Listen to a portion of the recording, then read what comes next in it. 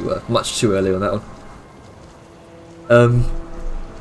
So, last session, we returned to the grand feast that Arngrim had set up within the Black Hand Manor.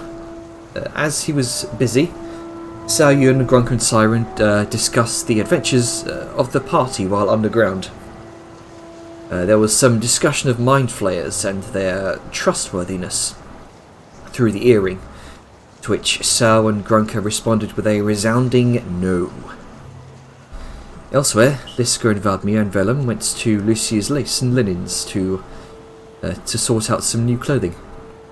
Bought a new warm weather cloak for Valdmir and subsequently met Dejar there, seemingly searching for her gift order for the new Hammer Strike team, a batch of Shiftweave.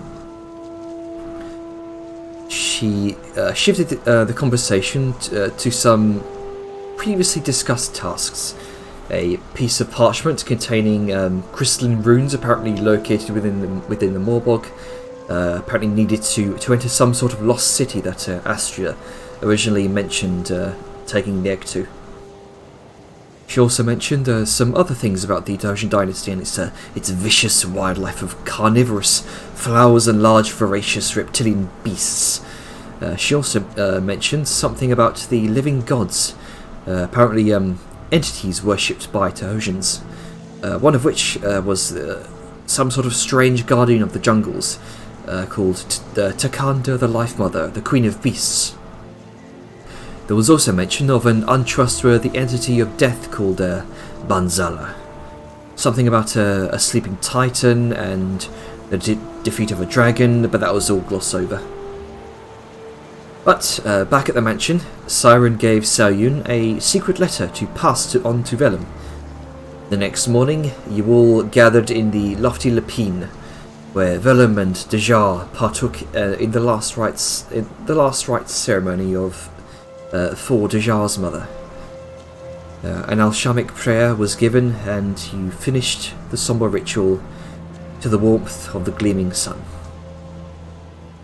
After, Saoyun gave the letter to Vellum, to which, after reading the letter with much concern, Vellum, confusingly enough, devoured it. Regardless, you all said your goodbyes and shovelled off in your steam tank and caravan convoy. You passed the shrine to Dune, which looked like it was being renovated and constructed by Arngrim's clanfolk from Mountainhome.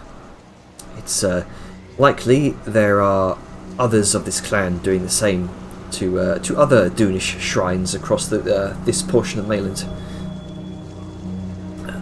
Later, during a roaring blizzard that forced you all to hunker down and bear it for the night near a shrine to the Pantheon of the Wild, Liska was visited by a massive, dire polar bear.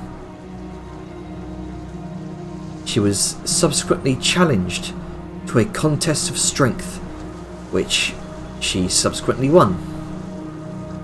As a reward, the dire bear granted her a blessing, the presence of bear.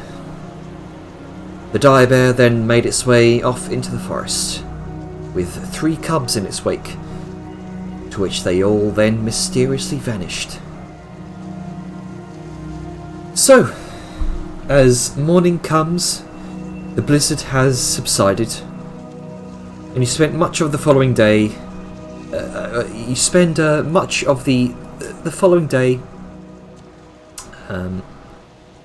Scraping away the build-up of ice and snow that has gathered around the tracks of the steam hammer.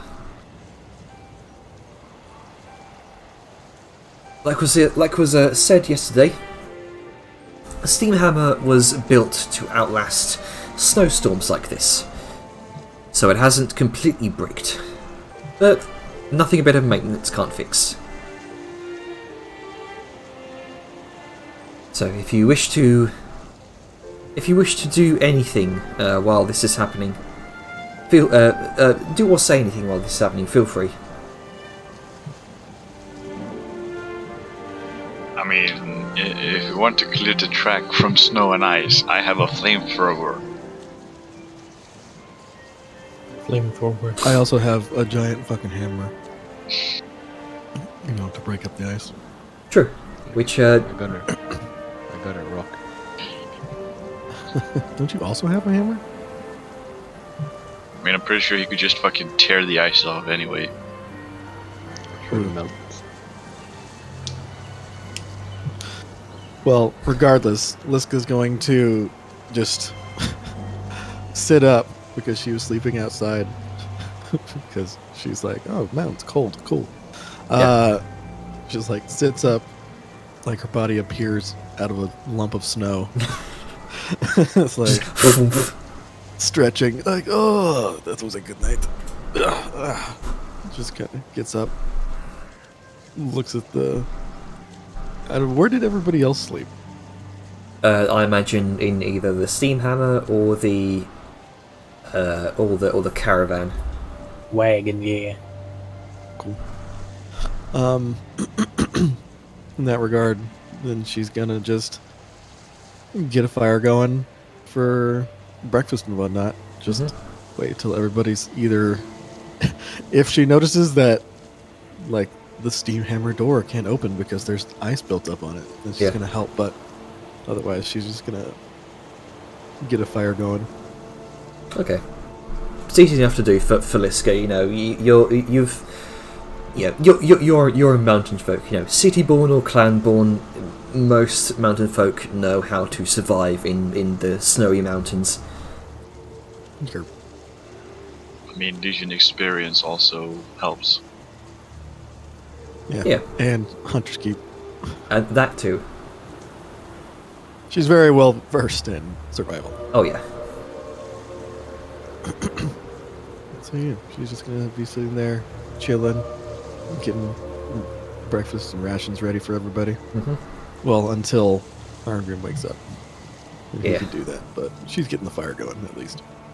I think Atlas has lost his connection again. Shit. Yeah, probably. Say that. But so yeah, she's just gonna wait.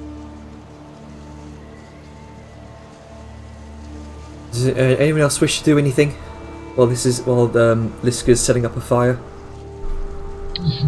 Sao is gonna take a moment to just look back at the little Stonehenge and think back to the fact that Liska just fucking, well, wrestled a fucking giant bear.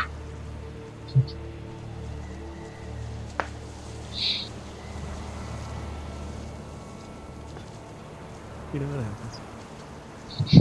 Yes, just totally casually, that happens. Yeah. I mean, it's not the first time she dressed as a bear. That was just the one in Doonhollow was just a practice run. Yep, a warm up.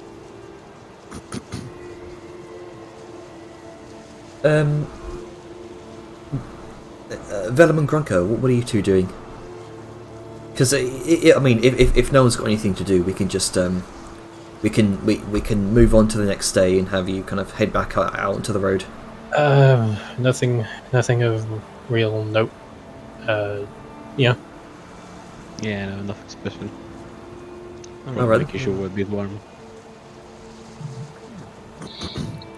So Liska's going to get up, like, and once everyone starts going, just to be like, alright, and she's gonna, like, pat the stone that's dedicated to Boris, like, alright, I think we're gonna to have a relatively safe journey.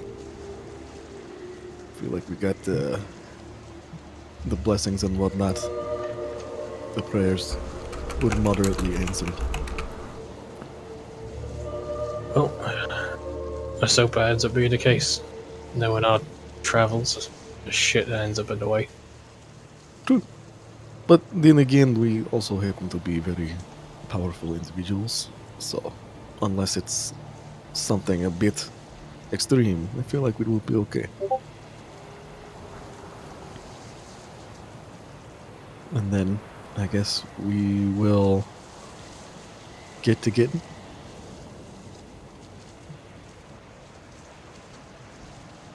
Sounds like a plan. still kind of in awe about the fact that you just wrestled that giant bear. Oh yeah, that was fun. I'm Yeah, sorry, I why were you woke y'all up. wrestling anyway? I mean, why wouldn't I wrestle a bear? Like, it was coming in, it wanted to wrestle. You just don't turn down a bear when it wants to wrestle. And you sure it wanted to wrestle and wasn't just trying to kill you or something? Oh yeah, if it was trying to kill me, it would be a very different outcome. Instead of just bear walking away, bear would be dead.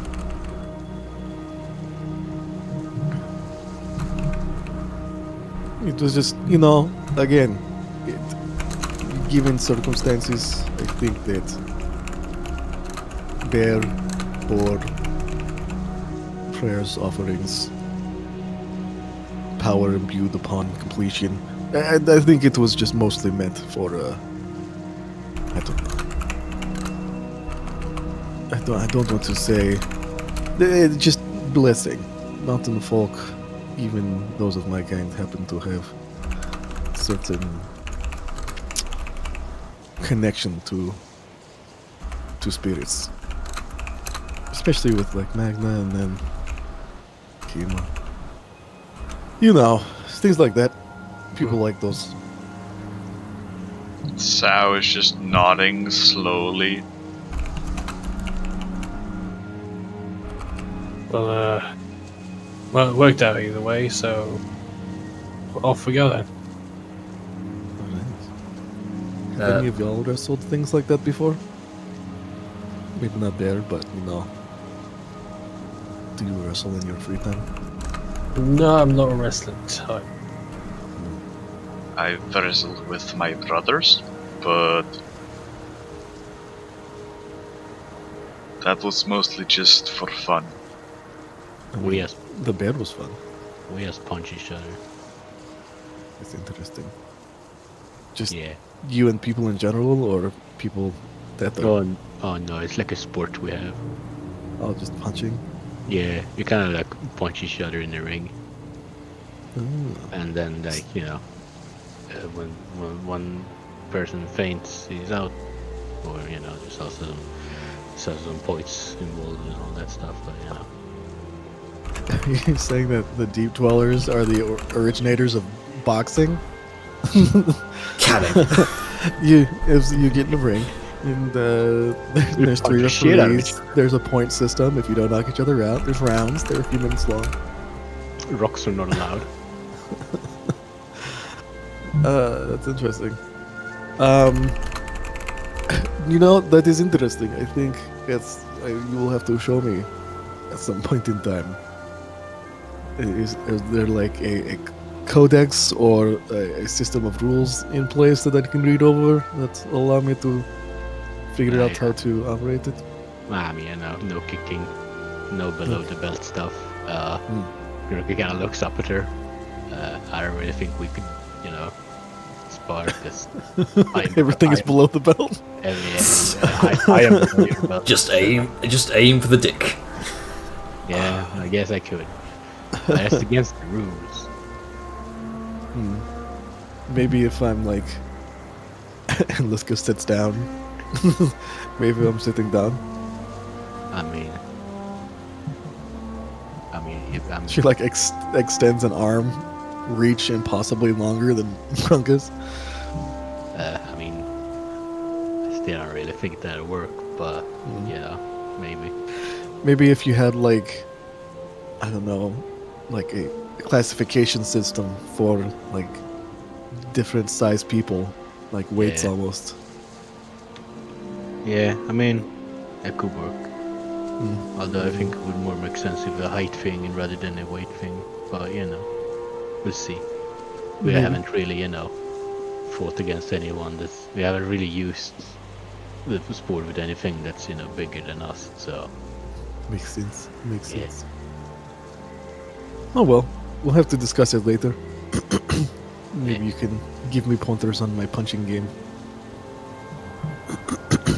the joy is a good start.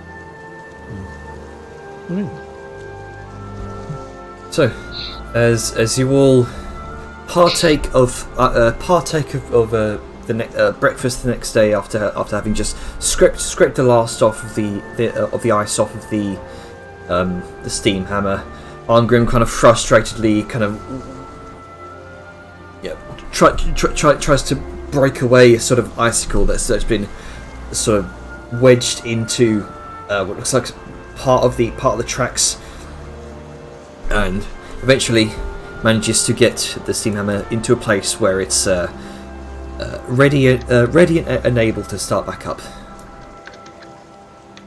You'll finish your meals, set up for the day, and begin to make your way off. Alright.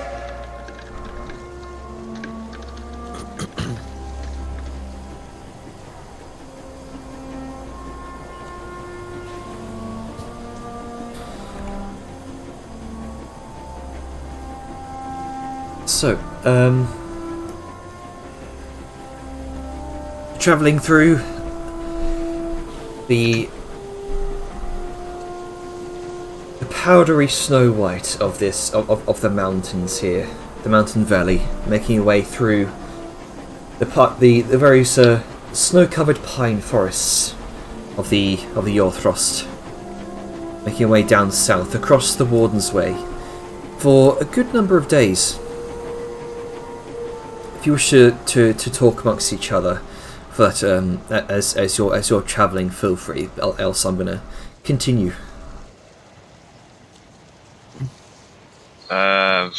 There was something I was gonna ask, but I can't remember who or what. Was it with Vellum or Liska? I don't know, that's the thing. It was someone, somewhere.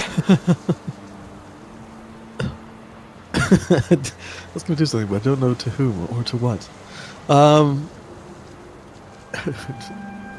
Does it involve fighting? Does it involve wrestling? Bear wrestling?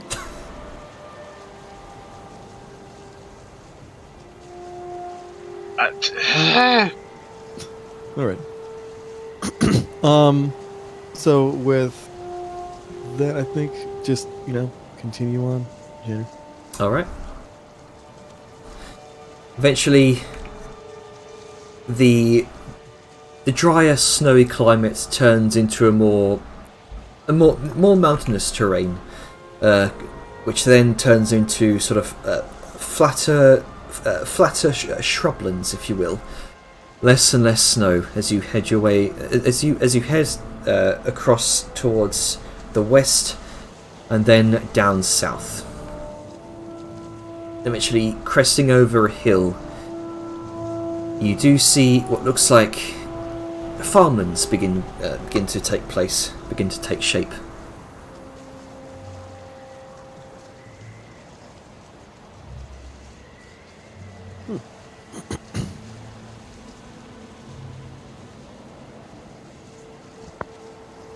And eventually, the pine woods give way to large oak trees.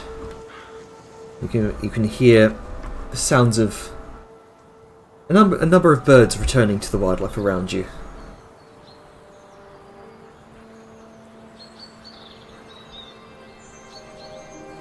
And eventually you come to the township of Elmshire.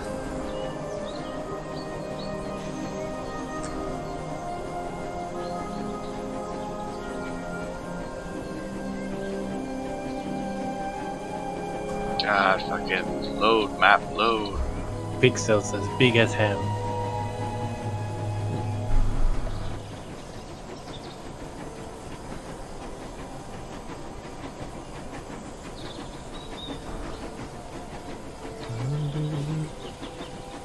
That was almost a week's travel.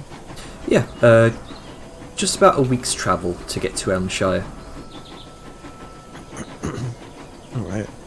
Is that a halfling place? The architecture here seems mostly halfling. Do you wish to make a pit stop, or do you wish to carry on?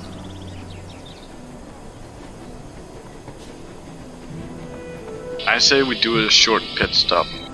I'll let you know once the map. Yeah, We can do a short pit stop in the halfling tent. Yeah, short pit stop. You know, Sightseeing. quick restock of material. All that, Angrim would love some food. I say, all that lard that Argrim should Yeah, have used. Like, Oh. need to restock on the lard. I got to restock on me fat. I imagine most of the lard goes to making sure the machine runs. Yeah. All I had was And blood. his mustache.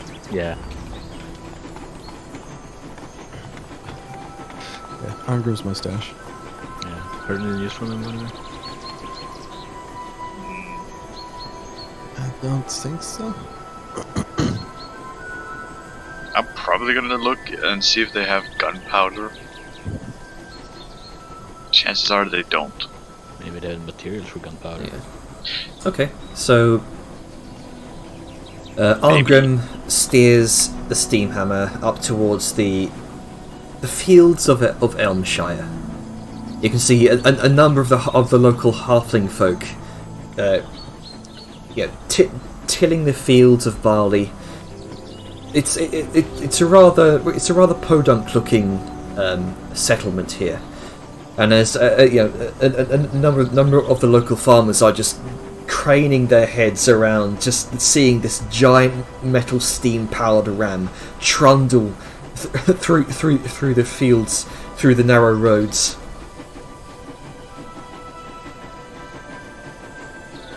So, the quick pit stop at Elmshire.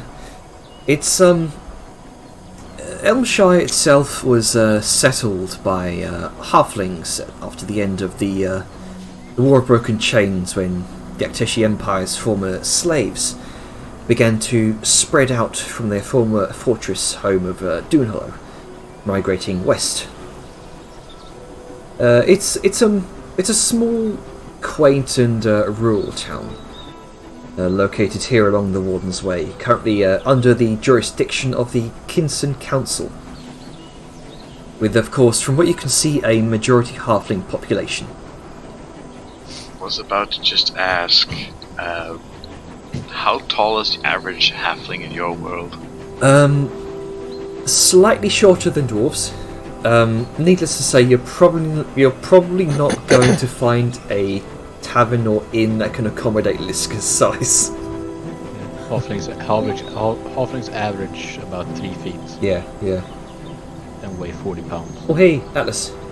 Yeah, it's Belth. Hey. Whoa. Welcome back. Doing okay? Welcome, Belth. Yep.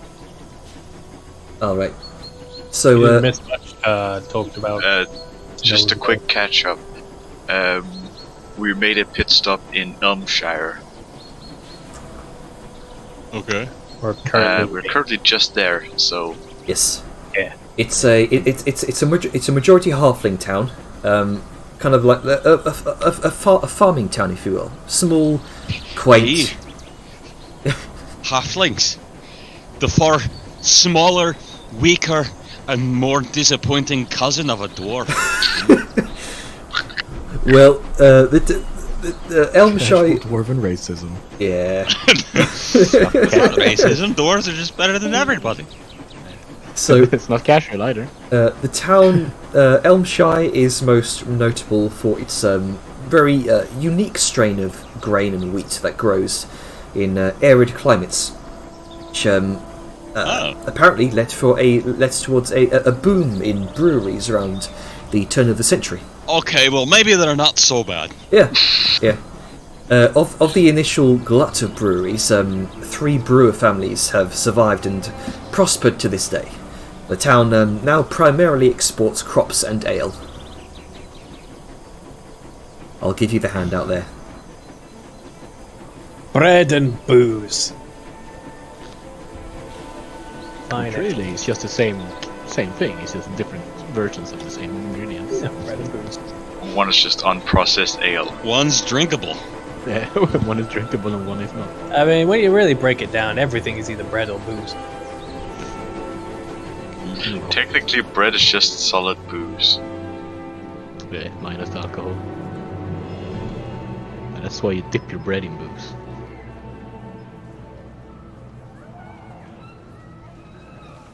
So, what would you like to do while you're here? What time of day is it, firstly, and how long do we this sports party? How long do we plan on staying here? Like just a day and continuing on after getting supplies, or we like?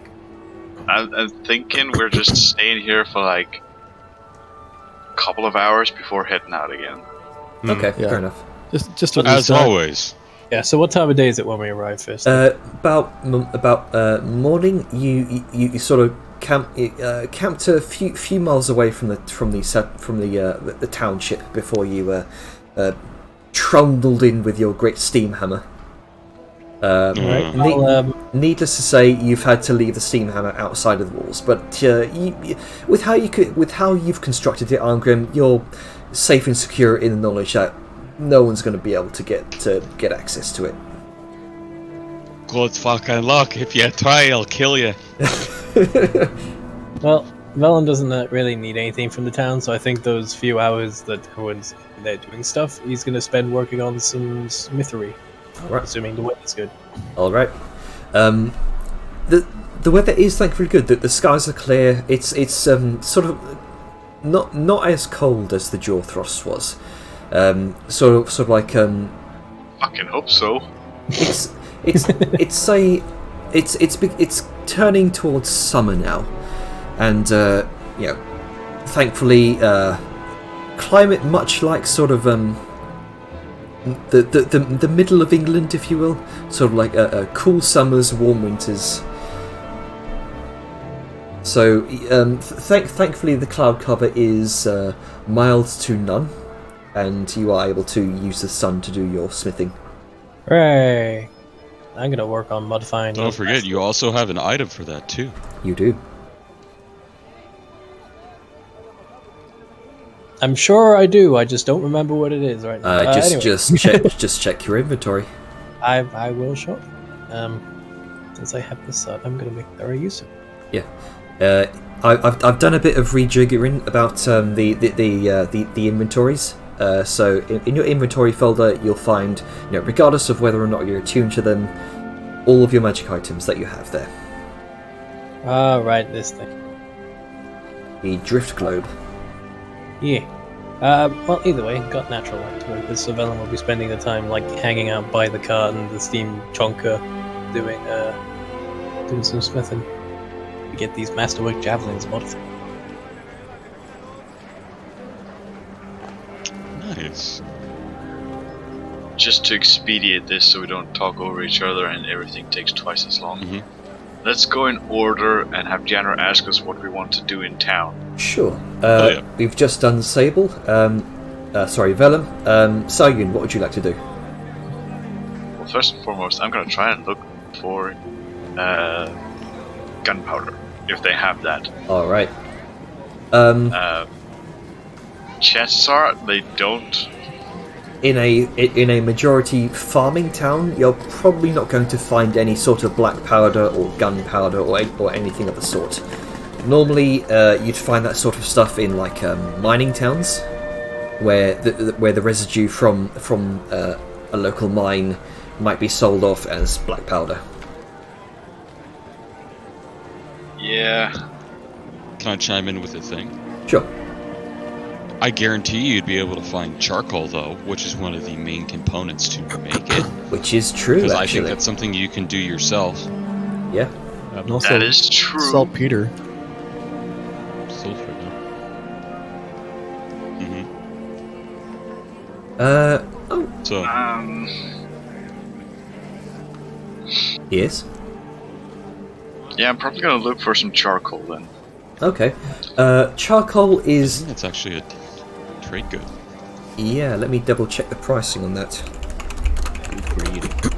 I keep forgetting that a bunch of Probably shit could is get some. I keep forgetting that some materials are actually just considered trade goods, and others aren't.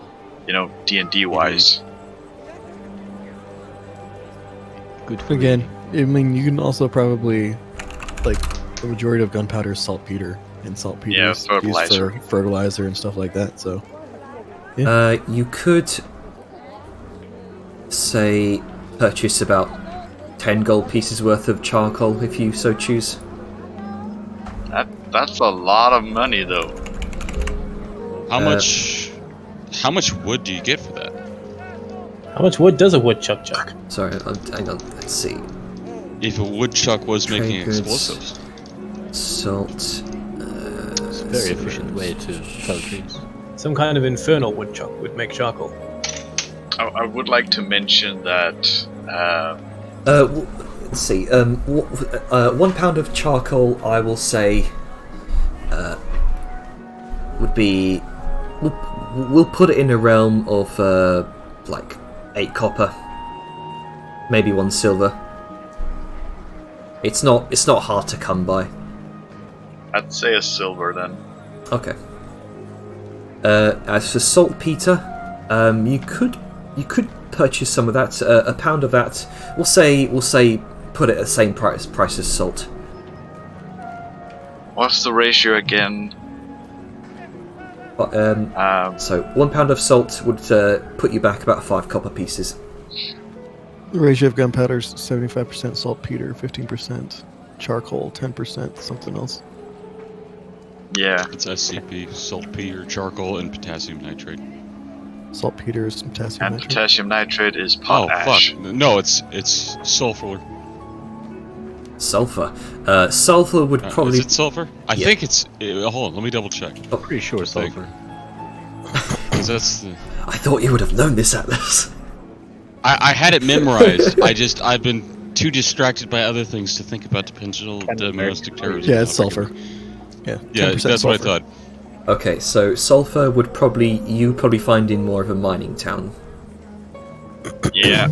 Anyway, so as long as I have the charcoal and stuff. Yeah. So 1 pound of saltpeter for 5 copper, 1 pound of charcoal for 1 silver. I'll grab 2 pounds of saltpeter, Okay. 1 of charcoal. Alright, so just mark off 2 silver pieces. Oh look, negligible weight have now been taken out of my bag of holding. Yeah. I think that is all for me. No. I want to look for 2 bags of ball bearings. Alright.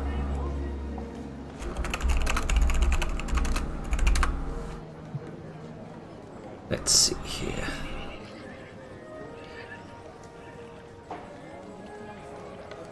Okay, a bag of 1,000 ball bearings would put you back about 1 gold piece. I'll grab 2. Yeah.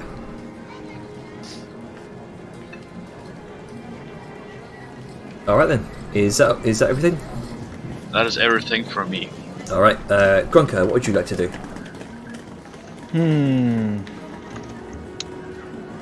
Let's see. You are getting quite a lot of looks from the local halfling population as you kind of make your way through the town. Don't worry, Willie. They have never seen such a big boy. Yeah.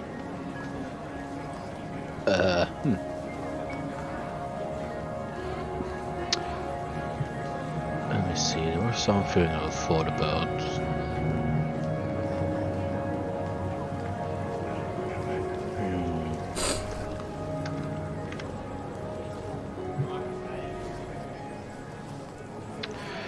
Do I have any?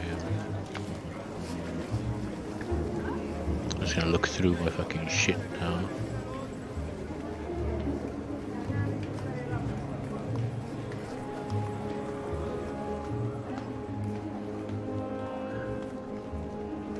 We can come back to you if you like. Yeah, sure. Okay. Just looking through my inventory.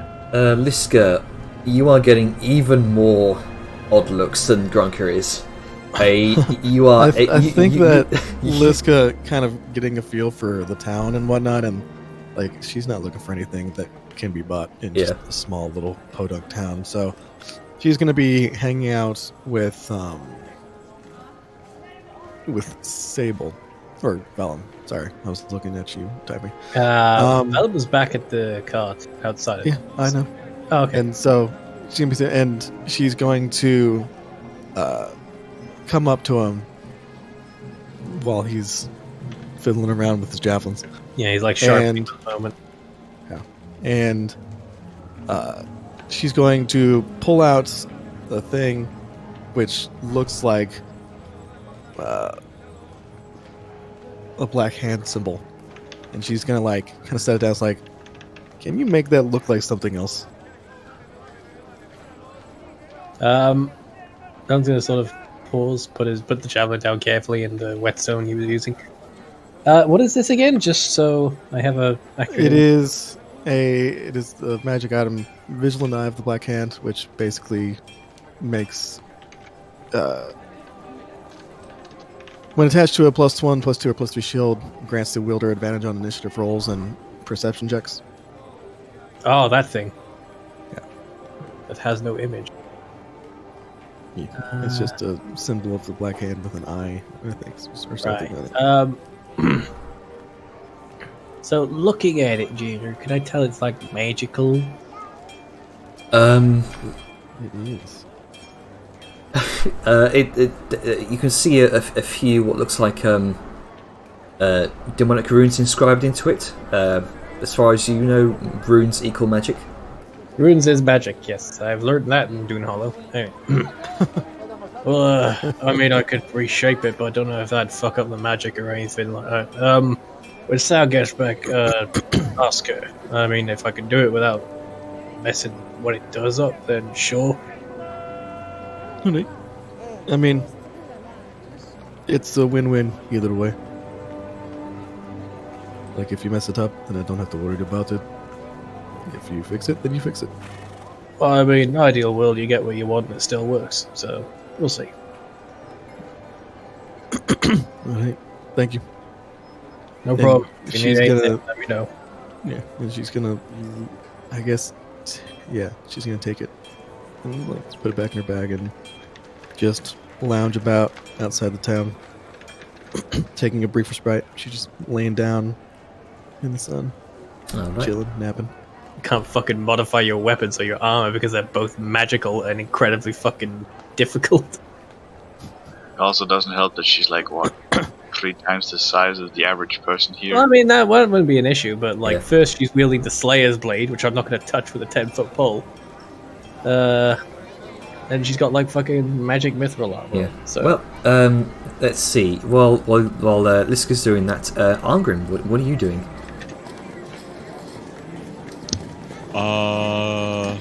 Buying out the local tavern for booze. Yes, that's actually a very Going on good brewery thing. tours. Yeah. I'm off having a tasting. Tavern I crawl. suppose. You just pay 10. You just pay 5 silver, and then they just let you drink as much as you want. It's a steal. So, I will be stocking up on alcohol because that's one of the few things I did not buy. How dare you? It's been a very dry, however long it took to get here, and I'm not okay with that. Few weeks. So I'll be buying some alcohol, and I'll be consulting the 7 stones that are my shield now to see if there's any grudges or quarrels I need to settle here. If not, I'll just buy and be on Yeah. my way. No halfling names on the, or at least that you can see as of yet. Who knows? You could develop a halfling grudge along the way. Yeah. there's always time for grudges. It's the runic inscriptions upon your shield don't seem to be glowing at the moment. No one to grudge against. Okay, I'll have to go drink. All right, so So I shall buy some stuff. how much ale are you buying? Let me Enough pull to up fill the back half of the steam engine. Liska, I'm sorry, you're going to have to sit on the caskets. There will be no more room for you. All right. How much would like a keg of ale cost? I'm trying to look that up now. Depends on the quality. Yeah, It's on the size. Actually, let me look this up because I'm pretty sure I put this in. Let's see. Like, I'm just saying, a gallon of ale a, is 2 silver.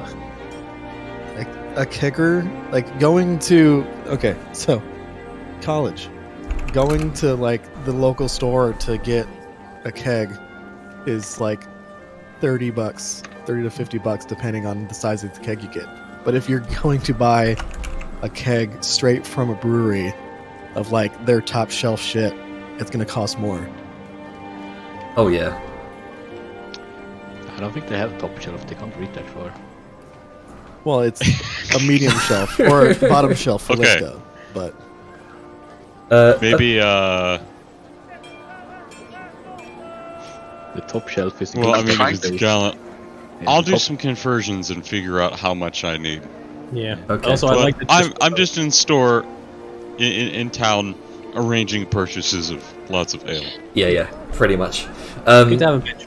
But so yeah, asking around, not a couple of dwarves here in Elmshire. Minority population of dwarves. Most people here seem to either, pretty much halflings. And asking around a few names of the breweries, particularly the families that own them, kind of crop up in your ears. There is the first house being homebred. The second is Farfoot. And the third, Farfoot. Farfoot. And the third is Wet Hill. And of those three, homebred seems to be the one type of ale which is most favourable in the town.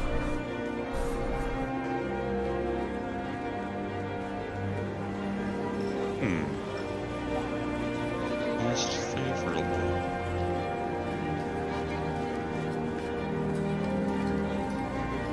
Probably have to buy that.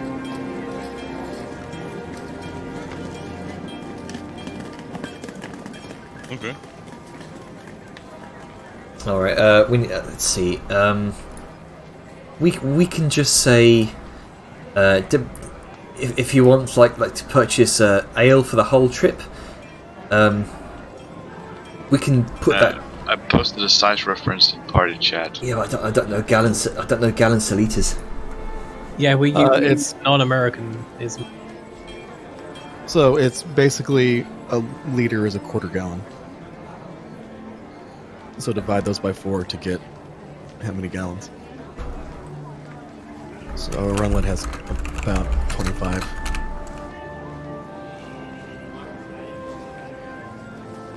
So 50 to 100 silver pieces, 10 gold.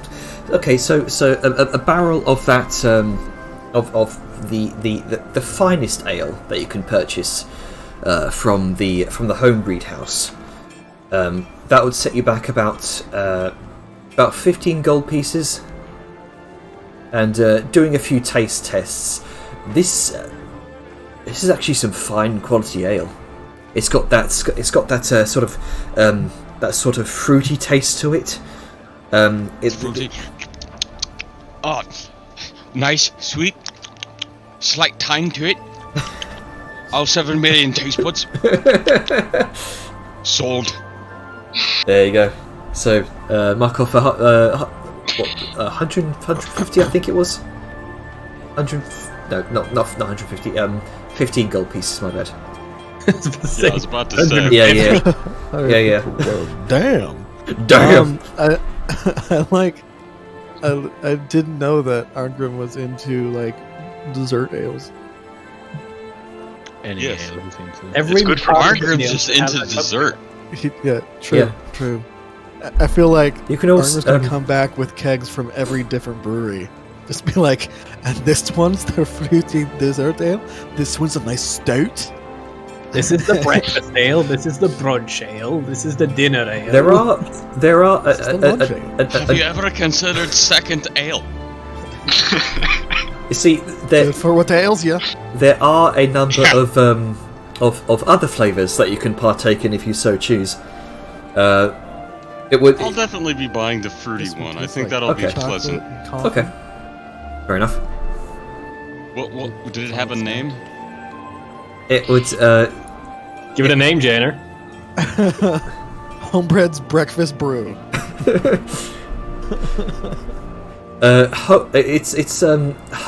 it's simply called homebred seasonal. That's not a Twinings, is Okay. it? Homebred?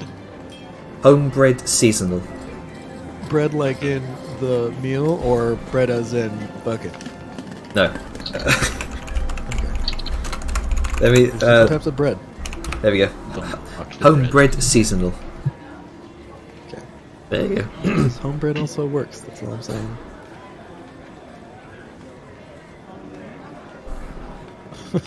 True. Okay.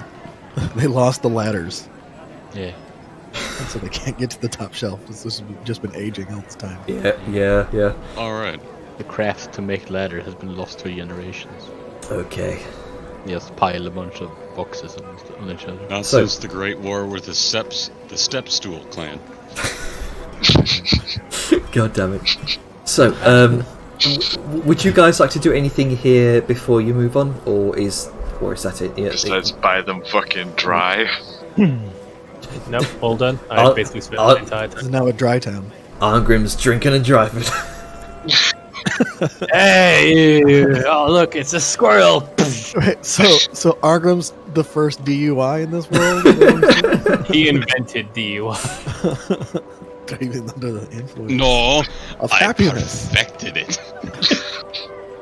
I mastered it with heavy ordnance. Okay. I'm not a tank, I don't care about potholes or fences. What was that? Or the road? Like, who needs to drive on the road? Pick a direction I'll and make go. my own road. Okay. But, bring it back in. Just tank treads marring the countryside. Who went here? The guy from Dune Hollow. Make I got crops! Gonna be- Fucking believe. Fucking My cabbage! my cabbages. So, anyway, as you all begin to gather yourselves once again to head off, up you just see Arngrim just stacking a huge barrel of ale into the back of his steam the steam hammer. This is where I have to ask, and this is mostly for the logic of my own brain as well as everybody else here, what size casket did you buy? Enough for the trip. For him. That's So not a probably size. probably several smaller ones. Alright, Yeah, that makes good sense. it would I definitely mean, they are half, so of course they have the smallest. definitely. And that way, after you crack open one, you don't have to worry about it being contaminated. You know, you have a bunch of other sealed ones. Yeah. It doesn't look flat. So you begin to make your way off onto the road once more. Not using the curves of the road, just going straight. Well, again, he's driving. It has treads. It doesn't turn. Oh, it still turns. It It just fucks up the slides. road when it gets there. Tank controls. So when I feel Sal and I guess Arwen do come back, before we head on out, let's go. Oh, sure. Like upon hearing the boastful Arngrim and looking up and seeing the quiet Sal, is going to approach with the things like, he'll hope you all's journey was very, eventful, got what you were looking for. But I was wondering, perhaps if either of you could, can I get some of your opinions? I already talked to Vellum about this, and he was wanting to know, maybe perhaps Sal, but can either of you make this look like something else while still maintaining the magical capabilities? I do not know.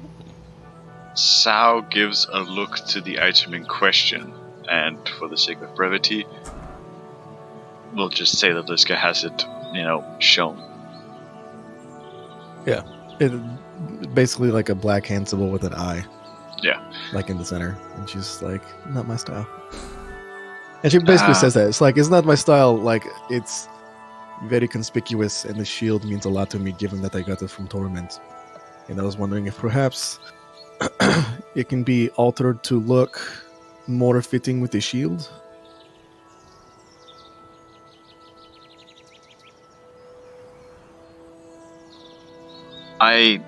I would be hesitant to alter an already established magical item, since it tends to fuck with it at the plainest of terms. It could break it. Just make it stop working, because whatever it was no longer is what was enchanted, I mean, like, I know the runes are like the special part. Can you work around the runes? Everything's already been coated with a magic dust, and energy's been channeled into that one form. If you go off and alter it, it's... I mean, I'm not using it now because of how it looks, so it's no sweat off my back. I'm gonna walk up at this point. Though, Grim, so if you went and covered it up with something else, like put a layer of metal around it, would that fuck anything up? Technically, no.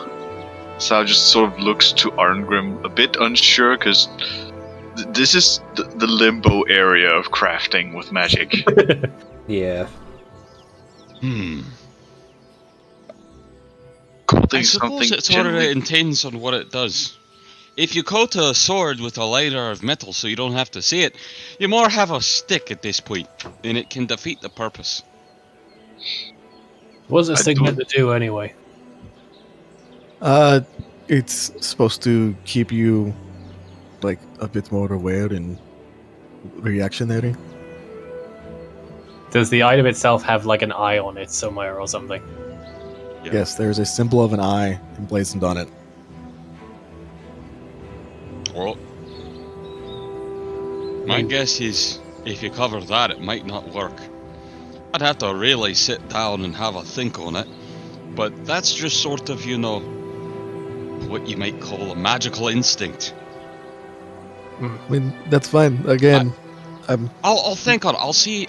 I'll try and I'll scour me books and see. If worst comes to worst, we try something, even if it's like covering it or changing its shape or anything like that. If it doesn't work, then it doesn't work, since you weren't going to use it anyway if it was that shape. And if it does work, then fantastic. I might. I'll be back. And he starts wandering over into the tank, and he starts pulling out some old smithing manuals. Sao sort of taps her chin a bit for a moment. I do know back home, few soldiers had their blades silvered for some reason, and, well, Yeah, silver's malleable though. You can sharpen that, and it still has the bladed feature, but magic's a bit shifty. So, right. The problem with that is the correct method is to apply a thin layer of dust and of magical silver. That will give you some benefits when fighting nasty bits. That generally is done to something that's not magic, because you don't need it to be silvered. The issue here lies that this is already magic. But if I just... as he blows dust off a book, maybe we have an answer here. Oh, sorry, am I interrupting? no. We could probably think on it on the road. Sure. I have done a research think check. Right. Okay. Sorry, I was just waiting to get in on that. From what you recall, kind of reshaping, reforging, specifically magic items. is not typically a thing that is possible. Once you've finished forging it, typically the sort of resilient nature of magic items prevents it. But as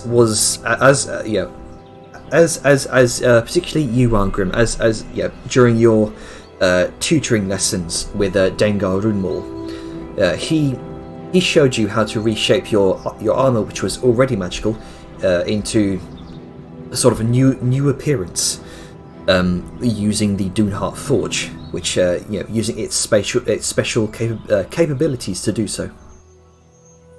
Ah. So that's something very specific to that forge. Yes, or something like it. Okay. Something of Which equal brings power. me to the fact that it's probably powerful not because it's made well, but because it's probably situated somewhere very magical itself. Potentially. Magic can bypass magic. Indeed. It may either be inherent to the anvil itself, or the fact that it is indeed situated somewhere magical.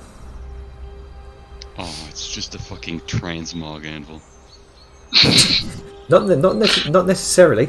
It is also capable of creating magic items with a lot of power, shall we say.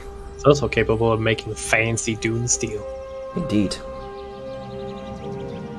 It was Dune's very own anvil, after all. It's like regular steel, only dune. Only doing well. It's doing pretty well, I see. Hey. Alright. Oh God. So, You're gonna dune it right. so, puns aside, so going to have to go someplace special to fuck with it, or like I don't think we're going to turn around and make the trip real quick. At least not for this. So, Oh, all right.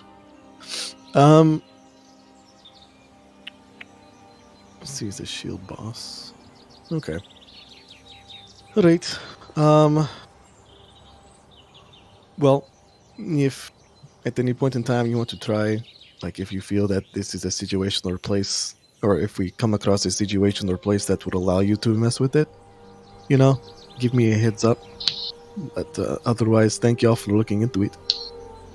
of course, I'm happy to do so. Out of curiosity, Liska, what sort of shape were you hoping? Well, and she lifts up her shield. I thought you were gonna say shirt then. I was like, what? Well, she lifts up her shirt. I was hoping it would look like these abs. No, That was a joke.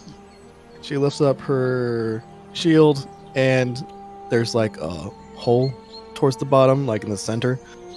And she was like, I was hoping that they perhaps put it here and then work it to look like flames. And she like motions up to where the dragon's head is, so it looks like the dragon is breathing out flames. Just for He visual. seems to be sort of leaning in, very intently looking at the design. Now that I'm having a look at this, in this, To see Liska's Well. shield. oh, let's have a look. Oh, you want in tiny hole then? Yeah, because it's a boss, so Hmm. it can be put in tight from the back. I have a wee bit of a concern. If you want to alter it still, it's fine by me. But this is the same sort of pattern I saw in all the blokes back by the city. Mm-hmm. And well, it's the same thing of the fellow that up and died Mm-hmm. in the throne room. Mm-hmm. Where did you get this? I got it from a acquaintance. That's not vague at all. I mean, she doesn't Just- consider him a friend. Eyebrow. fuzzy rays. Uh-huh.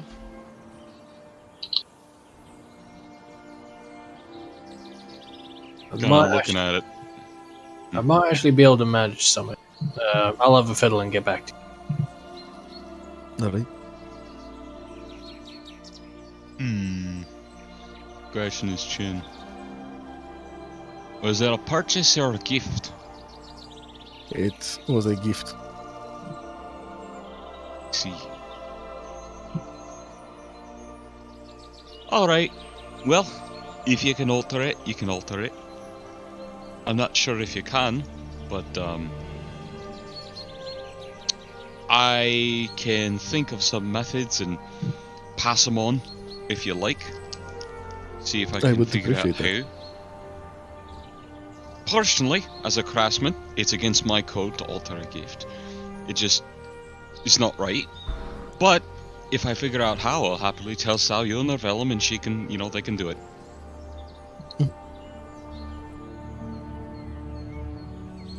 But who it's has been the done item? before, so rest assured. Oops, sorry. Go ahead, I'm done. Who has the item at the moment? Let's go.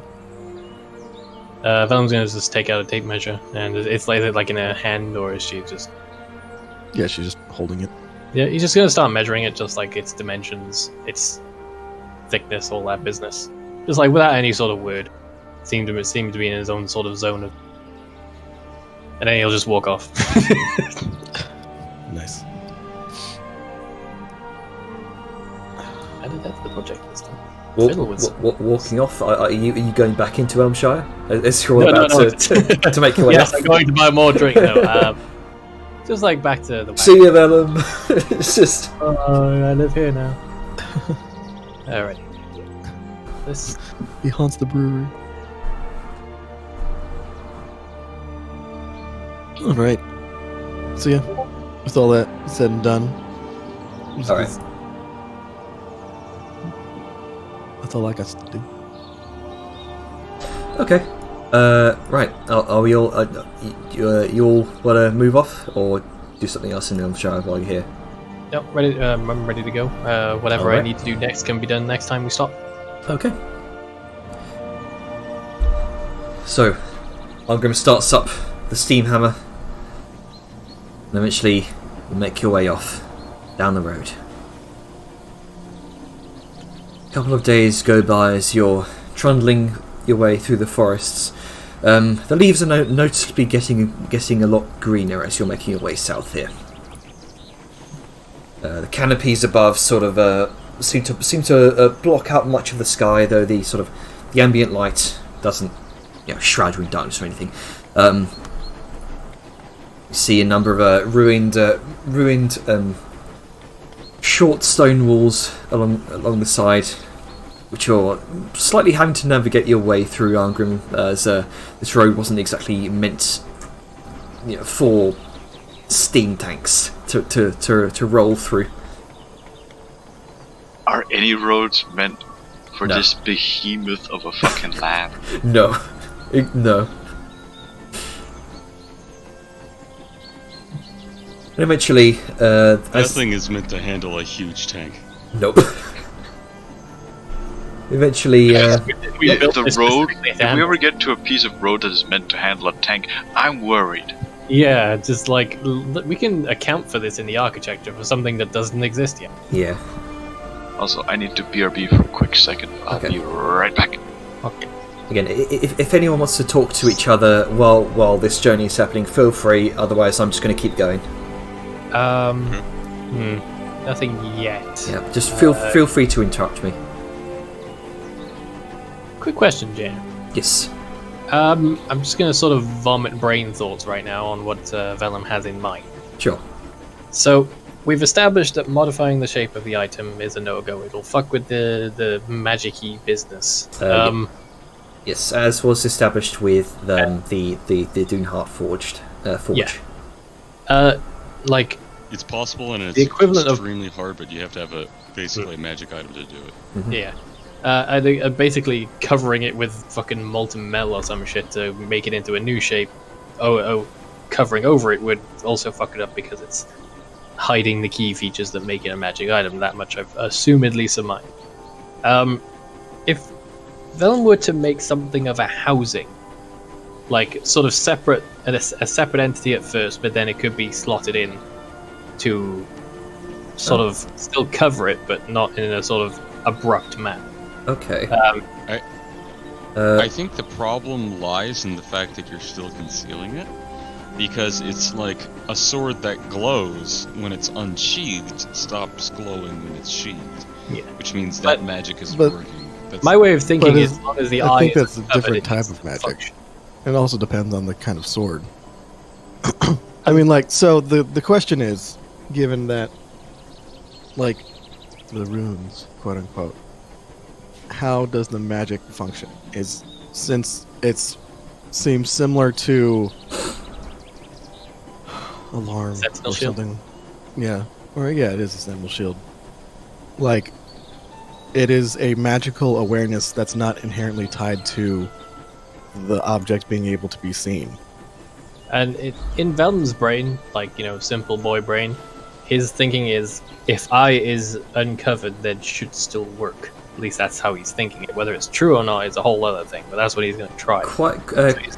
Quite possibly, if the eye remains uncovered, it might be a thing that could work. Yeah, so that's his way of thinking at the moment.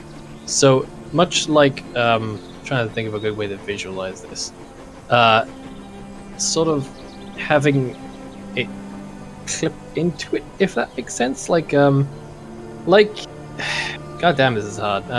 You know what, I'll get back to you and I'll doodle something. That'll Okay. be... So as you spend the rest of the day doodling this this. I meant out of character. I'm going to doodle Okay. to exemplify it. But Oh right. Okay. Well, you spend Vellum is very much scribbling on parchments at any given moment. Yeah, you spend your time thinking about this, thinking up ideas of how to possibly modify this thing so that the enchantment can still work. Not sure if it would, not sure if it can work, but it Worth is. trying. Yeah, it was worth trying. Why is this fucking hate so? The sun Sorry. begins to dim, and eventually storm clouds drifting from the west. Oh no, storm. No. The faint roll of thunder accompanies them, and some hours go by. Why did I fuck my tablet pen working? Son of a bitch. Oh, I thought I was muted. Sorry.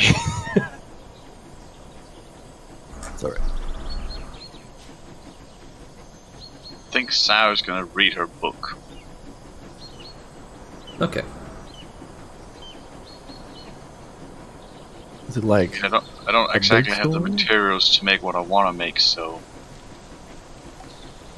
Eventually, a light rain sets in. The sun covered by storm clouds at this point. Sayun, as you're reading your book, you notice off by the road's wayside is a shape in the grass. Difficult to make out from this distance.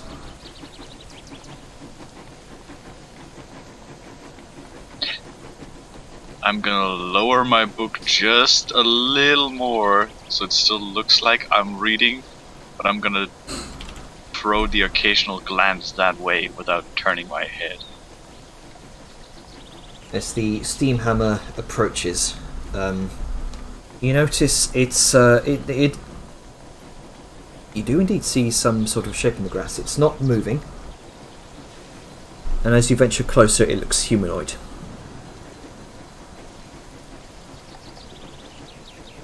In a series of motions, Sarah's gonna put a bookmark to where she is in the book, and then try and get Arngrim's attention, since she's on board the steam hammer currently. Okay. You Arngrim? Arngrim, Hey, hold. could you hold up for a moment? What do you need? There is something in the grass ahead. Oh, Are you drinking? yeah. Oh. Alright, this bitch to start again, but pull the brake. And he stops it. Toot toot.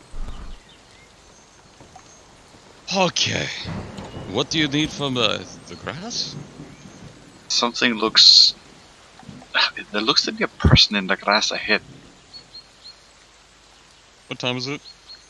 It's tending towards mid-afternoon at this point.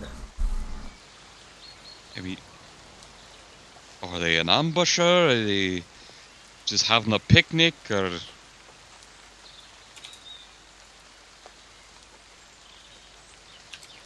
I don't know yet. And this is where Sao sort of takes a better look, more or less. As you take a better look, do you get out of the tank to get a closer look, or do you just sit in the tank and try to get a better look from that angle? I'm gonna get out of the tank, Okay. but I'm going to make sure that the party knows why we're stopping. All right then. The villain's gonna hop off once we stop as well, just in case. and shift the tank a little bit to face it and climb up into my turret, just in case. Yeah, just in case. This feels like slight overkill, but here we are. This tank is overkill and it's glorious. Oh, you've seen nothing yet. Anyway, So, as you venture closer, it looks very humanoid, in fact. You can see what looks like a leather fur coat that's been draped over what looks like a body. So hold on. Oh. We stopped, and are we approaching this thing? I am. Yeah. Liska's gonna call us like, "Hey, you, motherfucker! Are you alive?" No response. She's gonna pick up a rock from the road and throw it. Big rock or little pebble? Pebble for Liska. It Alright, so this person's getting stoned. it just bounces off of the figure. Sao just No looks movement. back to Liska like, really? She's like, "Oh, I'm sorry, not wanting to walk into an ambush." Could not believe you could throw knife through like that. I mean, I wouldn't want to throw a knife in case they were alive. No, I mean you threw knife through. Oh, thank you. I appreciate that. No, the rock was called knife through. Anyway, Oh, very appropriate. Sao just walks a little bit closer and then sort of tries to get a better view of it. You know, up close but not touching it. As you venture closer now, the grass is clearly very stained in blood. It's difficult to tell how old it is due to it mixing with the rain and mud, but you estimate he's been dead for maybe a day. Oh man, you killed him, Liska. I don't know my own strength. Sao just sort of gives a bit of a sigh and then looks back You to can't. the rest of the party and gives us the sort of hand signal that this is a dead person. Yeah, you can't see the entirety of it. It's whatever this person is just there's what looks like a dark leather fur coat that's just been draped over the body. There's blood on the grass, the body is covered. It's a dead person. Any idea what did it? And Velamir is going to be sort of like looking around, keep an eye out, and actually have his weapon and shield out. No idea just yet. But let's find out, shall we?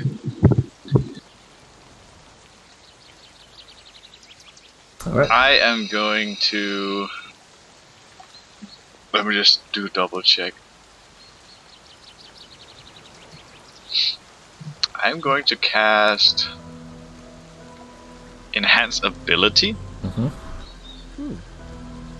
and I am going to pick the... Where the fuck is it? Eyeballs of the owl. The wisdom one? No. I'm gonna do the intelligence one. Alright. Fucking formatting on this spell is bullshit. Where is it? Fox Cunning. Fox is cunning. And I'm going to investigate. Okay. Go ahead and roll an investigation check for me, with advantage from your enhanced ability. CSI. Or 25. You notice what looks like there's a distant flash of lightning, followed by the roll of thunder. And Sayun, you catch the glimpse of a reflection of light in the grass near the body. Something metallic has caught the light. It appears to be Stab. what looks like a bunch of gold has been scattered across the ground. It's Money. seemingly is a satchel of gold.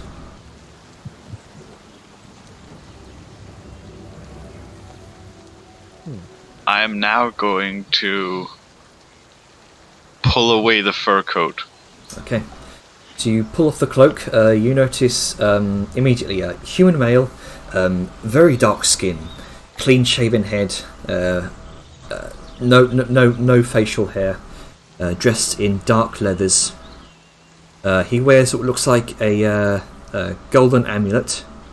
Because of your investigation check, you see this as well. In a golden amulet in the shape of a winged scarab, Oh, holding a dais above its head with a cat of nine tails. You can also see the throat has been sliced. This guy is possibly the victim of a roadside mugging.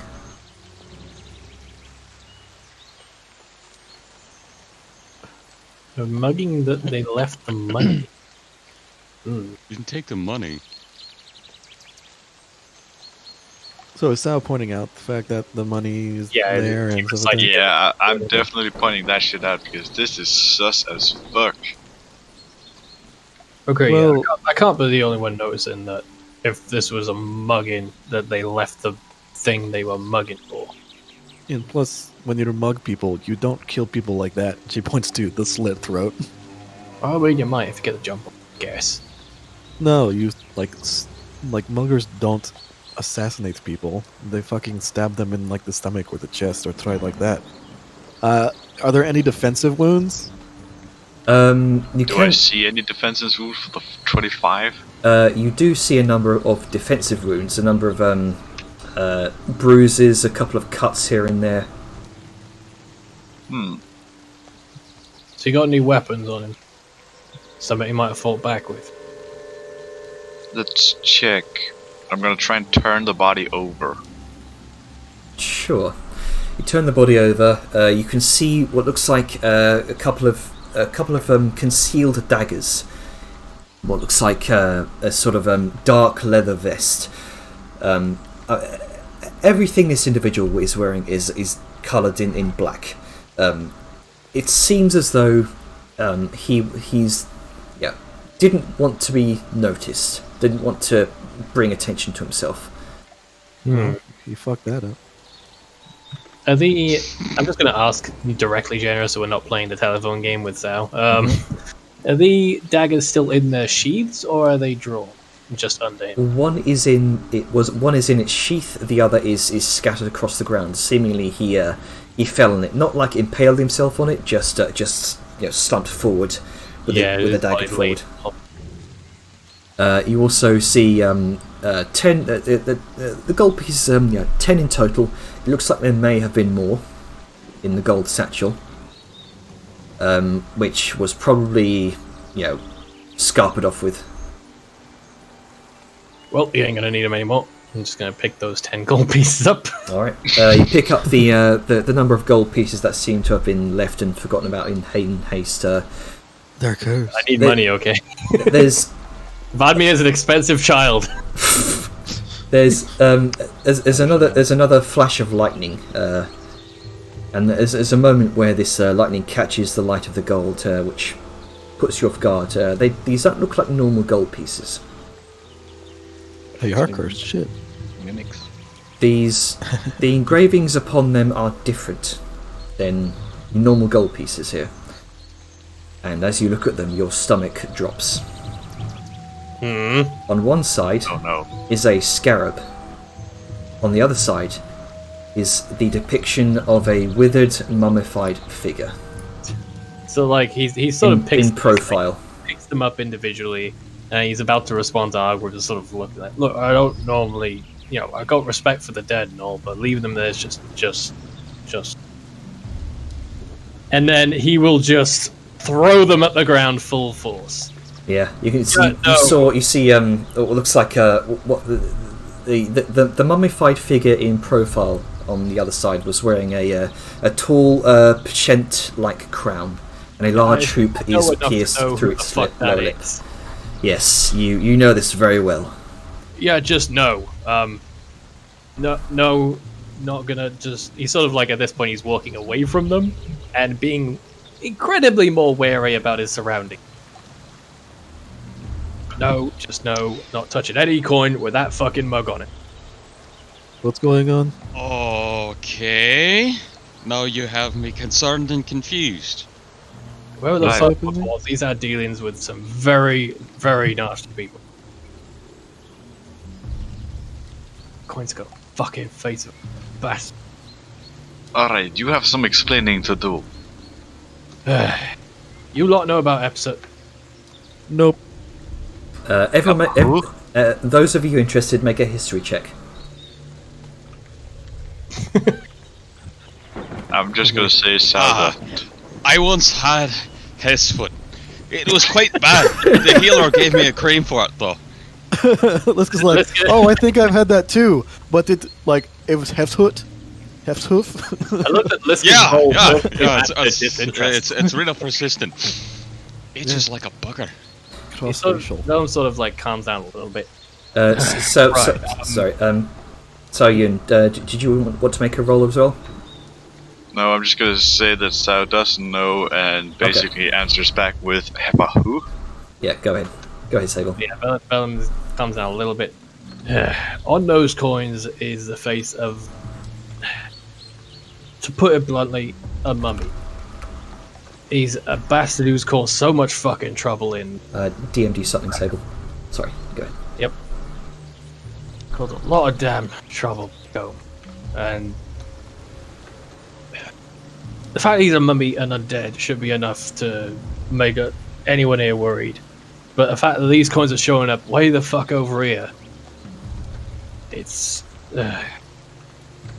sort of like. So, where is needing this it person together. from? Map up. See, I had the map up since yesterday, and I closed it before session, like an idiot. Amateur hour. Yeah, it's like, oh man, I'm definitely not gonna need this anymore. And I fucking Niobe, yeah, just Sorry, repeat the question just so I have the in my brain. Wait, so where is this man from? I don't know where he's from, but that coinage is Niobe gold. I'm And sure Liska knows at least where that is because, when you're training in an army, you need to know where shit is in the world in Yeah. case, Niobe. protecting invasion. Niobe is Geography. yeah. Niobe is it's a largely desert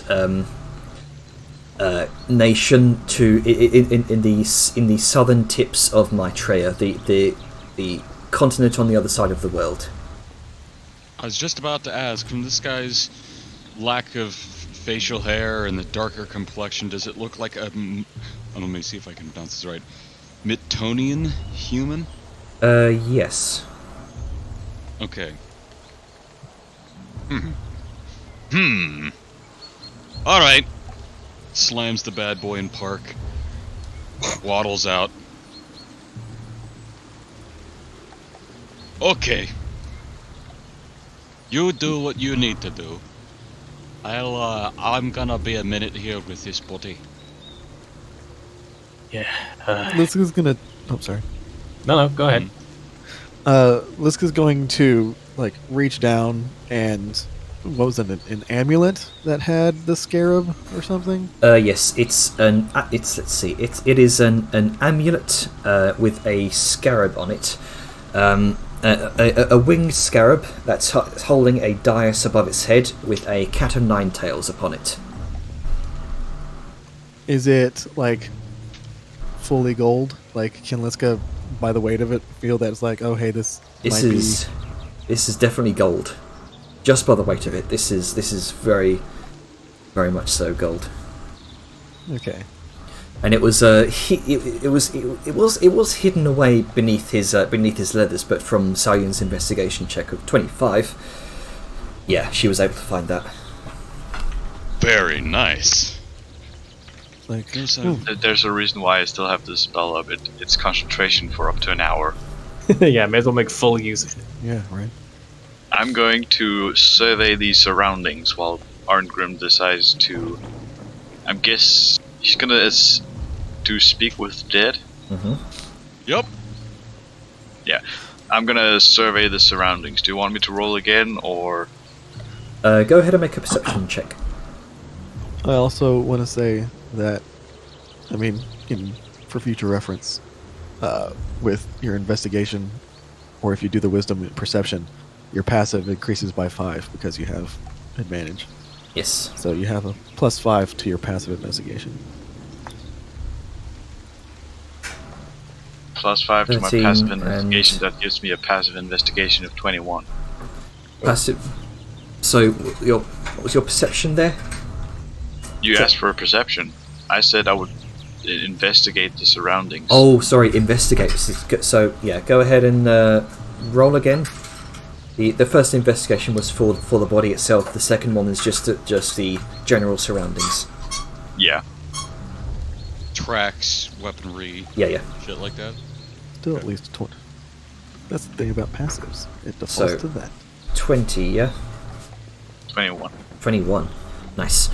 Because I have a +6 now with the +5 from advantage. Mhm. That's 11. Passive is 10 plus modifier. So, you do see what looks like a few scattered gold pieces kind of trailing off towards the east into the mountains. Or at least towards the mountains. You're not sure if they may have diverged, but it's generally sort of trailing off in an easterly direction. You also see a number of footfalls in the mud. That I looks look like back upon the body. Does the guy have mud on his boot? the guy doesn't. It does have mud in his boot, but you gather it's old dried mud that's now been wetted by the current rain.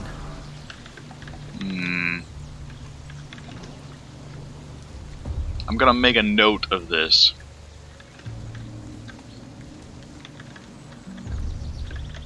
Yeah, it's Right. from what you can. Oh, so go ahead, Sable. No, you were finishing up this segment, and I was just going to wait for it to be done before I joined in. From what you can surmise, it seems as though this individual was attacked, and his attackers fled in an easterly direction. This is likely a mugging took place here, a lethal mugging.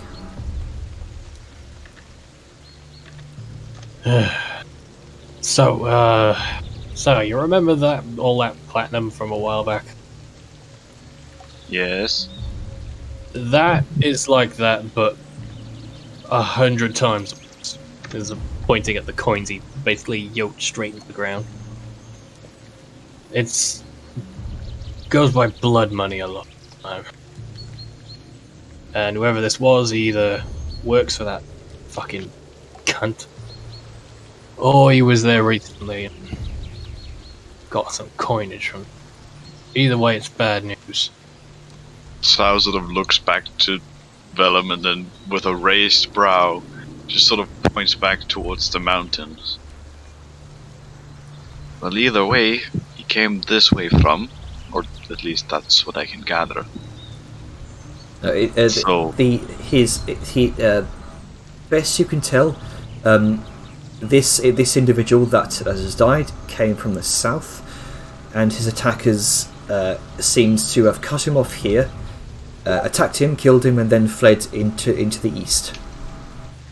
yeah, basically. I'm not so sure that this could be politically charged, it could not be politically charged, I don't know anymore. At this point, everything is fucking politics. Can you see But- how many people there were by the boot tracks? Can I, Janner? You gather around, I would say about 3 people. About 3? Why? That's good. Fair enough. It's just Either- strikes me as odd. Well, either way, once we're done here, we need to be careful. If there's anyone like him about still shady fucks with blood money, then could be more trouble than just a corpse. Alright, chill with your aggression. Sorry, just not expected to be dealing with that sort of thing. He sort of like rubs the bridge of his nose. I get it, but too much aggression leads to short thinking terms, so try and keep a cool head. I'll try, Sam. Just if you knew what I knew, then probably be in the same state as I. If I knew what you knew, I wouldn't be asking. I'll give you a alright. history lesson later. What are you doing over there, Angram? Oh, Last rites? I'm just finishing something. He has already posed the corpse as well as he can in rigor mortis in a bit more of a respectful lying back position. You kind of Arms are over the gut. get up against a tree, yeah? Just lying down on the ground. Okay. Alright.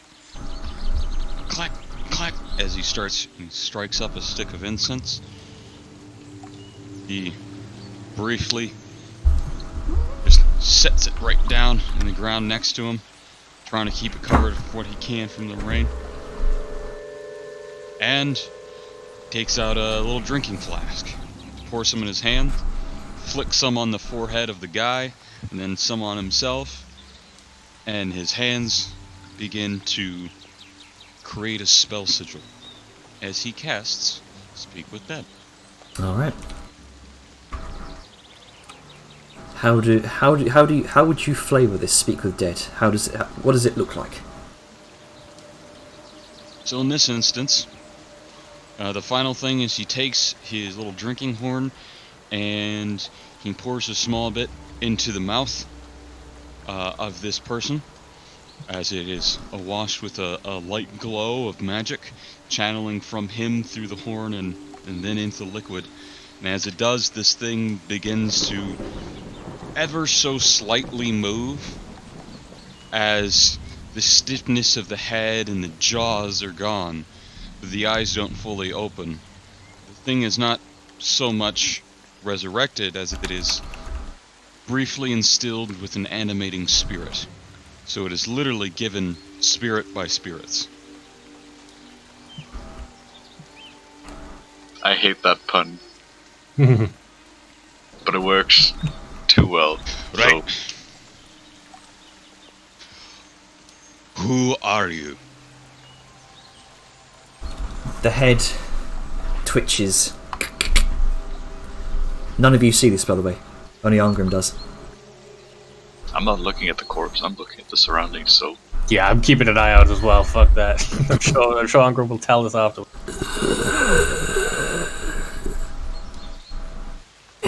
Darvard.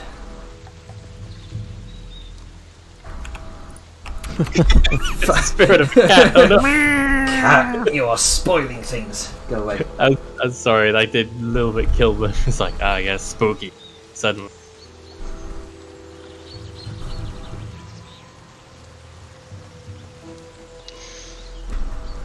What did the people who killed you look like?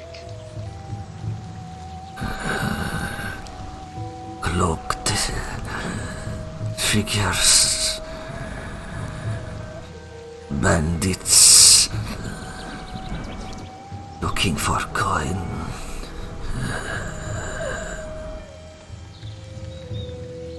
Look just like bandits looking for coin. Yeah? From what you gathered, yes. That's to you. Okay. Why are you here? There's a slim of the eyes. Make a persuasion check. Huh?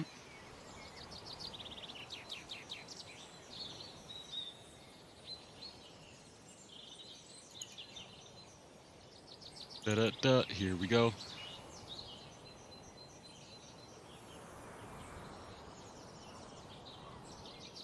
The eyes of the man slim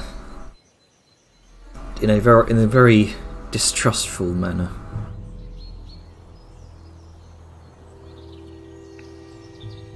Deliver payment.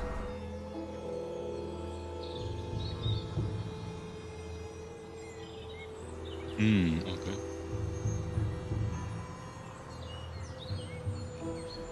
I gotta, I'm gonna, hang on. Oh no. Yipton King. I get more research while I wait. Right. So while you work, Sorry about that. That's fine. So yeah, that was 3 questions. I have 2 more. 2 more. Do you want vengeance?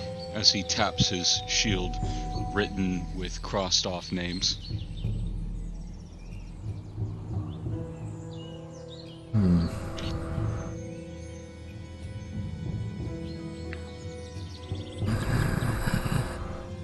I only wish the payment delivered.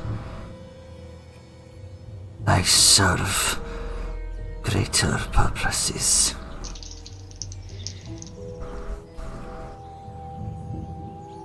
Shit. Okay. Before I answer another question, it's still going because I have a little under 10 minutes now to ask a final question. I'm gonna start like really going over this guy. Like I'm not fucking around at a glance. I'm taking my time, and I'm looking to see if he had any sort of note. Any sort of note? On like any note, anything to sort of say who the payment's supposed to go to. Okay. Go ahead and make an investigation check.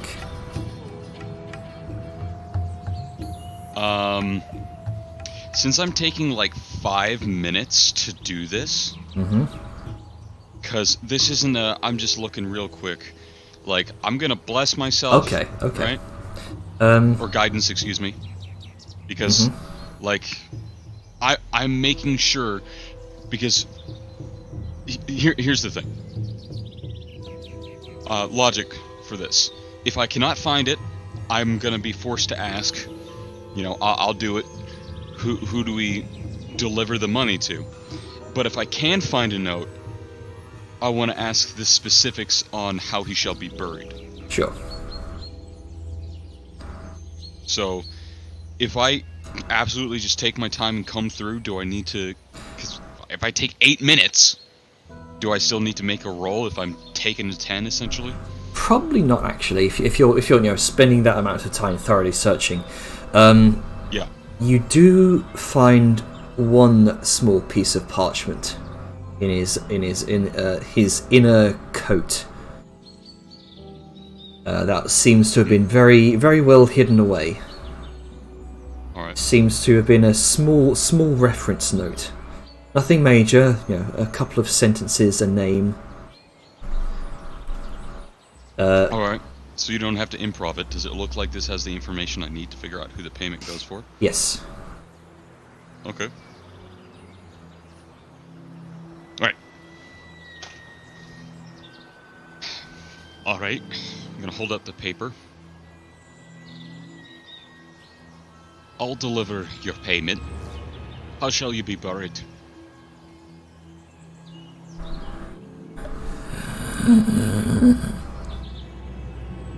By the roadside, deep grave. None ever find me.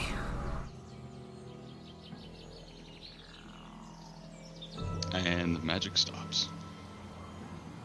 The head cracks back to one side, the jaw slacks.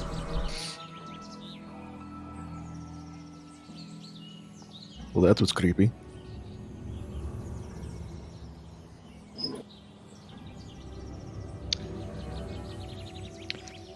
You mentioned it earlier. Was that visible to everybody?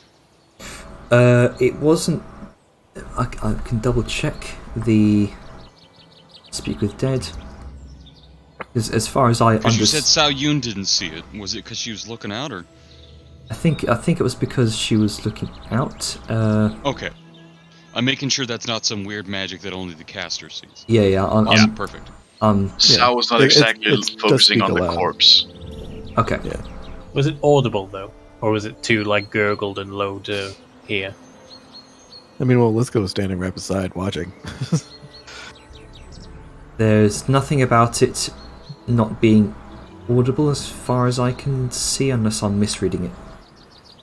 It seems like it's generally, people could see and hear what's going on, provided they're close enough. But since Sao and Vellum are on lookout, not Yeah. paying attention, it's easy to sort of surmise that if the dead guy is talking quietly enough, it might be unheard by them.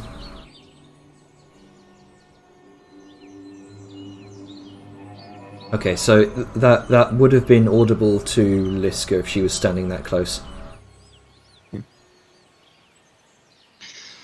Alright. No, this is cleric stuff, so you do you. Do you need help burying him, or do you have like magic means to do that? Anyone brought a shovel? That. Where is it? 'Cause I know you have like move earth. Yeah. We do I'm have a finding- spell scroll of Mold Earth. I still have that. Well, there you go. I also have one of Remove Curse. I removed the curse of death. I also have one of Animate Object. I animate the body to get in the hole. Make So a different grave. suddenly, It's technically an object now. Or animate the shovel to dig the grave for us. hi, That's I'm the kind of necromancy Sal work. I'm Sal Yun, a necromancer, and today I'm doing an unboxing. Fucking. Technically, is every necromancer doing? I'm gonna make fucking claymores and you guys can't fucking stop me. We're ready to go, yet, or what?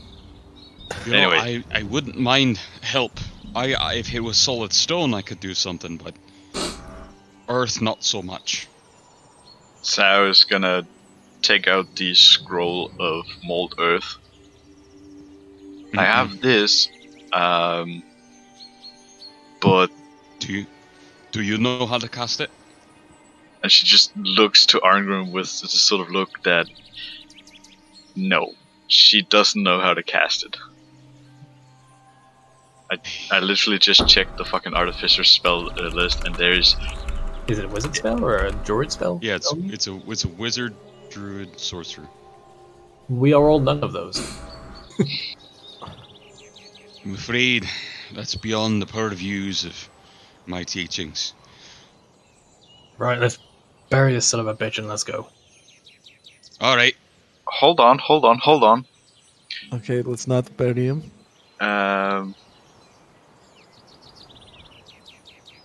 fuck, I haven't gotten that yet. We could just manually dig a hole with your hands or something. Yeah, I was about to say, like, Come on, let me just fucking... let me be made. Fine. It's fine. It's fine. If you needed a second to see what your spells you're capable of, that's... Can spellcasters be fit? At level 14, I get something that allows me to ignore all class, race, spell, and level requirements for using or attuning to a magic item. Oh, someday. One day. That's for Today's the not that future. day. Right, who's got a shovel? Let's fucking get this done and get gone. Right. All right. Who has a shovel? Gonna start digging a hole. While we're digging, Janer, Mm-hmm. the medallion amulet thingamabob. Yeah. Do I know the sorts of people that would wear those? Because it seems like a very open display of something. No. Normally. I know you got the information in the DMs here. Yeah. Normally, sort of noble types. Would it be somebody under direct sway of someone? Among his I know I'm unlikely to know, which is why I'm asking if I would. a perhaps a noble among his court. Hmm. So it's safe for Velen to assume that whoever this was definitely working for him and had money, blood money on him. Quite possibly. He's sort of, Velen's about to start going over just for the sake of helping to get this done with, but then sort of recalling and noticing the amulet, putting the cogs in his brain to work. Yeah, no, I'm sorry, but I can't do this. Not for one of his sort. And there's a very visceral acidity to the his part of it. He just kind of looks at the corpse, looks back up to you. All right, go on. No, you were going to say something. I was just going to go into a whole Nope. rant, but He's just doing that. Go ahead, go for your thing. It'll shape me. Go ahead. Rant away. I know I ain't getting a lot of content, but Epsa is undead. He rules a whole section of land and its people with an iron fist and cruelty. The money he's got there, the ones with that fucker's face stamped on it. How, for just the smallest idea of what this arsehole's like. From what I hear, they mine that stuff, and if people die mining, they just raise them back up from the dead, and they keep them going. They either die from exhaustion, or they keep going as thralls. And he gives no damn. So for somebody to be that closely working with that bastard, it's sort of like, I don't know if the amulet's like in anyone's possession or on the ground or something, but like Liska has it. That is a sign that he works for him. I'll be damned if I'm giving a shitbag like that a fucking proper burial. And this is probably the angriest anyone's actually sort of seen Velen. There's like a very restrained anger, but it's very visible. Right. Well, he certainly let me wasn't ask you a dressed question. for nice stuff. So you, Two things for you. yeah, The coins here has my king's face on it. If somebody doesn't like my king, should I be left to rot? your king isn't an undead monstrosity responsible for generations of suffering. Doesn't answer the question. But alright, it was more of something for you to think of. Second one. This lad's on the roadside. Someone will see it. Someone else could pick up the coins. Or a weapon. It's on them. No one has to see this. They don't need to see a man with his throat slit, regardless if he's the right-hand man or just some lackey trying to work in the system to get out of being one of those thralls. It's just best not to have a body by the roadside, you know. But I was going to think about this, and in that thought process, Jenner, Mm-hmm. what would be the modus operandi for this sort of thing? Like, if you say one of these fuckos was dead? Like you kill them, what do you do with the body? Do you like burn it? Do you just leave it there to rot? What's the deal in the culture? I mean, generally, yeah. They stand back up. Well, I mean, usually yes, but I mean, like in terms of how does usually. Horsham approach this? Because I know they're very big on their purging and fire. The old Shamik tradition of burial is typically cremation. Well, I mean, in regards to these particular enemies, I imagine they are not looked upon favorably. Oh, right. Typically, the modus operandi for Al-Shamik individuals against these forces, if you will, is to lackeys. is to typically burn them. Not in like as reference to Al-Shamik worship, but to make sure that he who shall not be named cannot resurrect them. Yeah, just burn the shit out of them. How about Literally, so they don't stand back up. How about this then? Just so we're covering our bases and no fuckery goes on with the corpse, with resurrection and all that lark. Because I know it's possible, and I know if anyone, he would be the one doing it. We burn the shit out of it, and then you can do whatever you like with the rest. How's that? That wasn't his wishes. I don't care What what can do. You don't care for even a dead man's wishes. he chose his path. This is where Sao sort of grabs Vellum by the shoulders, just to sort of pull him aside. Vellum? There is a Hold on. difference.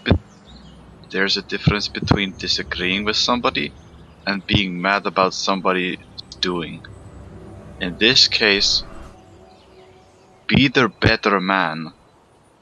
Give the man a proper burial as he wished for, and leave him at that. I can tell there's like a lot of contention. Thought? Shut up, Avon. Sorry. Just...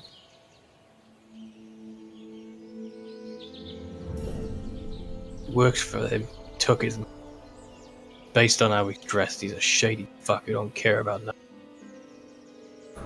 You lot do Did what you you not want. hear what I just said? I heard what you said, Sal. You lot do what you want with it. I'm gonna go keep an eye out. Well, before you go, I tell you what, we'll make a compromise. You said there's some magic that this guy could pop back up. It is what Epsot's known for. Maybe that's why he wanted to be buried in a deep hole. I'll compromise with you. It won't work if his body's not right. His neck's halfway gone. You got such a problem, butcher the corpse, take its head off. It won't be able to pop back up. Out of character, I hate this topic because everyone has different views about whether or not a zombie comes back with their head cut off. Anyway. Just do what you want. And with that, Vellum's gonna very frustratedly walk off. Not too far, not like Don't say I fucking didn't way try. out of sight. He's gonna go scour the perimeter. In case whoever did this is around. Or maybe just to keep an eye on that upcoming storm, but he does not want to be here right now. And as he's walking off, there's a final quip. Bear in mind, this Hipsut fella doesn't sound like he cares what a dead man's wishes are either. Make sure you don't let that darkness in your heart. And he's gonna go back to digging his hole. Sao's gonna aid. I mean, that's a very Margaret. odd comparison. I'm just saying. But also, it's raining very heavily right now. Digging in this is going to be a piece of shit. You yourself said you don't, like, nobody traveling the road needs to see this. How about we just pick up the body, move him into the woods where creatures and whatnot are going to eat him, and he will return to Earth as that. If you want to sit inside the cart and whatnot, you can. I'll just be out here digging. Well, I'm just trying to make it easier for everybody. I don't care about Vellums. I don't know this Hefsuts. He seems like a bad guy. You know, the kind of people, like, that payment that he was talking about might be... Does it say, do you know what it's supposed to do? Like, what the payment's for? Like, what if it's to pay off an assassination? I haven't read too much on it. That's a fair point.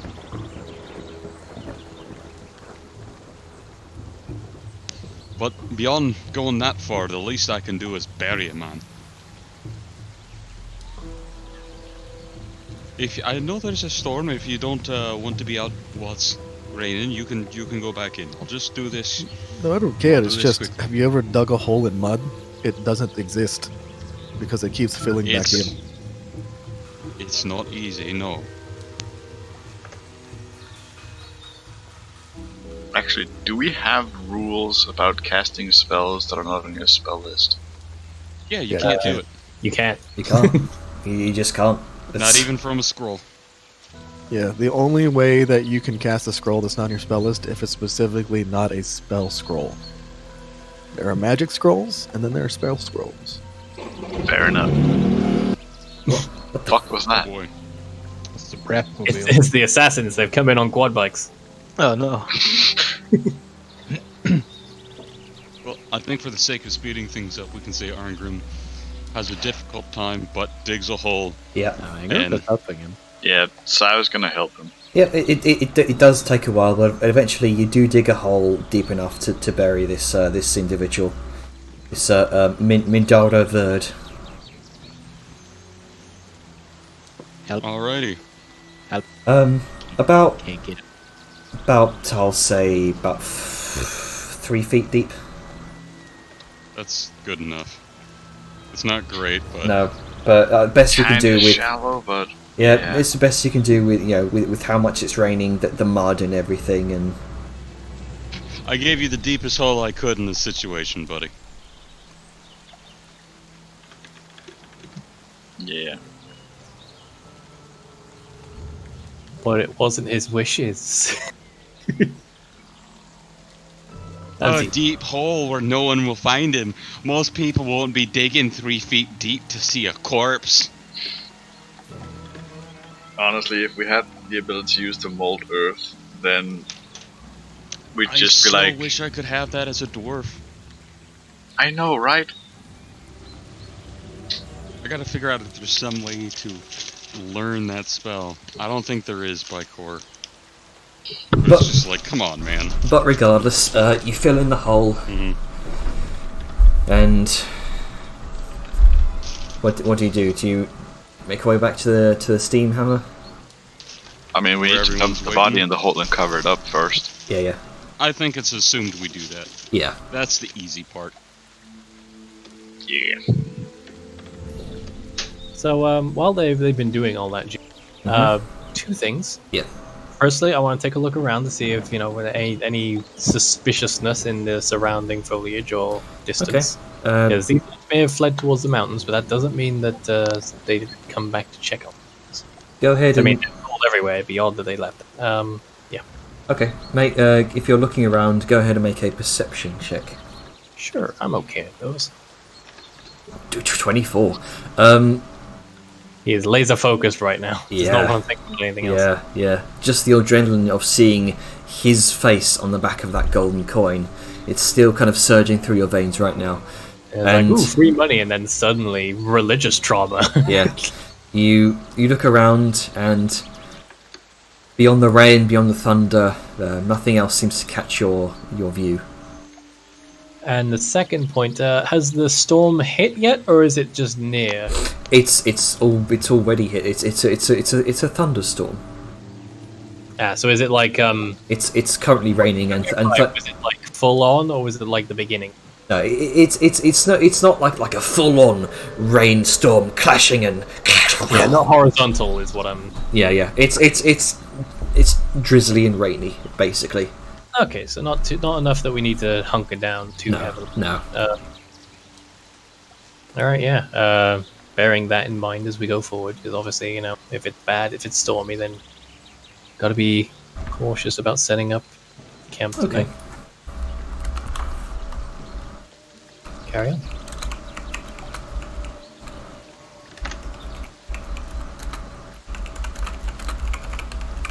Right.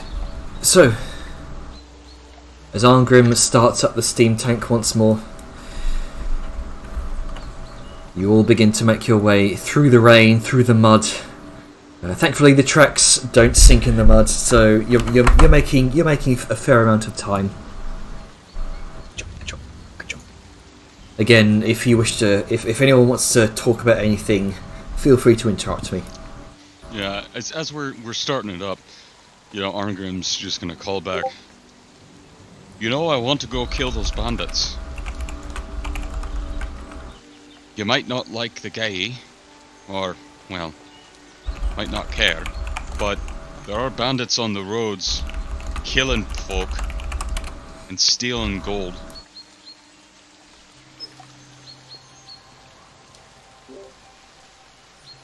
Maybe they were just Nope. specifically trying to kill him.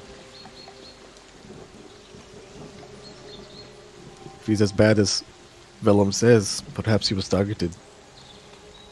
Well, he said they just look like classic bandit types. They could have been disguising themselves, but it's possible. It's also possible there's just brigands on the roads. We can tell the guards if you don't want to. No, you're right. We should try and do something. If there's bandits on the road slitting people's throats, then something we should deal with before anyone gets hurt. Have we heard of banditry around here? Like, was there talk of it in the last town we were going through? Like, is this kind of like a thing? I mean, bandits aren't uncommon on the road.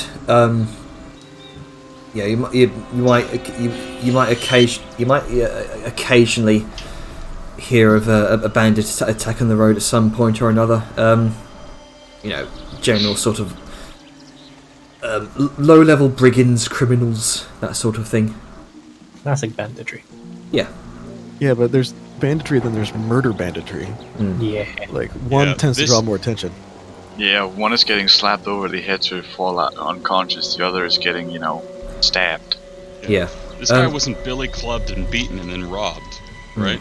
Or three men against one guy could say, "All right, hand it over," right? Yeah. And it wasn't like this guy put up a fucking fight and was all messed up. No, like three guys came out of the woodwork, held him down, slit his throat, took his shit and ran. Here's the thing that scares me, and it's going off of my high-level caster shit. This guy was skeptical. He didn't want to say what his payment was. They left gold coins, but they obviously took some. We didn't see signs of anything of the camp, being come upon by guards or somebody else that they ran away from. They found something more valuable than his coins. I mean, there was a They probably trail, so found maybe some- like the bag tore or something. And it's just coins leaking. But the bag was there. There was Was a it? torn bag there. Oh, I must have The missed that. remains of Part. I some thought coins. like they took the bag and they would point. That's what I heard. Was the bag actually there? And he was lying on like a messed up bag of coins. Bag was there. Yes. It was. Oh, okay, I misunderstood. It was torn slightly, probably during the scuffle. Trailer coins laying kind of leading to the east before gradually sort of petering off. Which means somebody had their hand full of coins. They didn't take the whole ass bag. They didn't take all the coins. Why would you not take all the coins? You found something more valuable and lightweight than coins. Maybe Another question. Maybe they were just trying to make it look like a robbery, and they got what was more important, like the information on what he was trying to pay. Well, either way, there's throat-slitting bandits about, so that's the concern. My worry Yeah. currently Again, is that he might have had a separate bag for something more valuable. That's what I'm saying. Like a fucked up magic item from a necromancer mummy king. And likely that If you that coinage he had was probably his payment for doing said task, but obviously got jumped mid-delivery. Yeah. I'm just saying, I don't think these are bandits. I think you have the first part right. Throat slitting, murderers. Like, I'm pretty sure these aren't bandits. These are just. I feel like someone probably specifically targeted him and got what they wanted off of him, and now they just try to make it look like a standard mugging. Because, again, and she makes like a line of throat slit, like, that's not something bandits do. They don't slit your throat. They Well- just like stab you and you bleed out where The you concern are. is still there. If there's that sort of people about. That's what I'm saying. I don't think they're about. I think they got what they wanted and are probably very far gone. I'm just saying I don't want to go on just a random chase. For Right, people well, we if we see any probably won't sign find. of them, then maybe we can look in. But you're right, they were heading towards the mountains by the look of it, so I don't want to go schlepping up there with this kind of weather.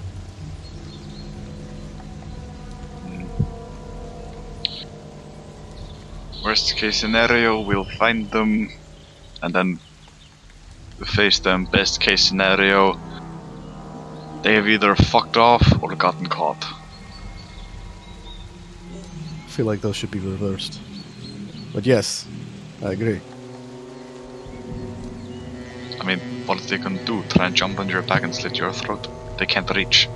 No, I mean like worst case scenario, we don't find them. Best case scenario, we do find them. It doesn't matter. It's just Yeah. you know, trade tongue, not my strong suit. Yeah, it kinda sucks. But How do you But- think I feel? Fucking same.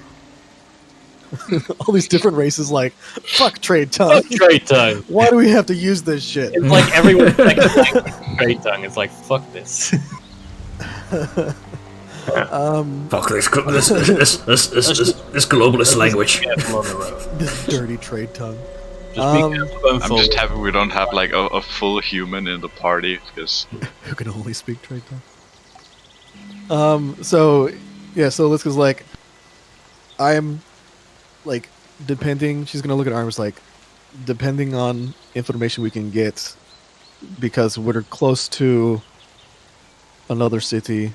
Well, actually, we're not close to another city. We're about a few weeks out, but it's. still, Did any of you happen to hear while you were going about any issue with bandits? Or, like, did this guy. She's gonna look at. Sounds like, did you happen to notice horse tracks? Was this guy moving, like, just out in the field instead of on the road? Like, have we passed any other travelers on the road, Janner? Or is this the first other individual we've seen? This is one of the first individuals you've seen, while on your way from Cliffspire, not Cliffspire, Elmshire.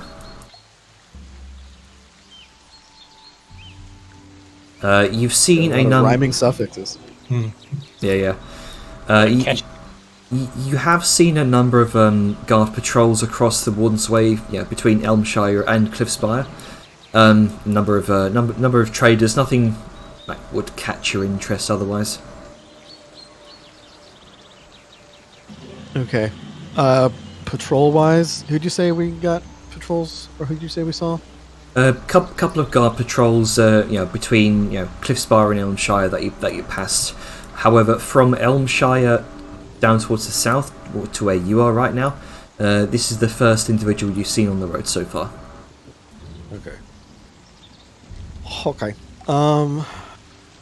Yeah. Just be like. Again, this might be just an isolated incident. If you want to, and I mean, it's up to y'all. We can take a sidetrack, and I don't know if we'll be able to take the tank where we'll be going, but we can check and see. Like, they might have gone off and done their own thing, or maybe there's a bandit hideout up in the mountains. Like, something tells me there is no bandit hideout in this case. But I could be wrong. Seems like they've been long gone. And trying to chase after them now may not be worth it. If there's signs of them further up, then maybe, but for now I think we should just keep going and watch our backs. Yeah, and trying to track people in the rain, she like motions around them, is another issue. Storm could go very nasty very fast. Yeah. And mudslides are no joke. Sarah just takes one look at the steam tank and nods.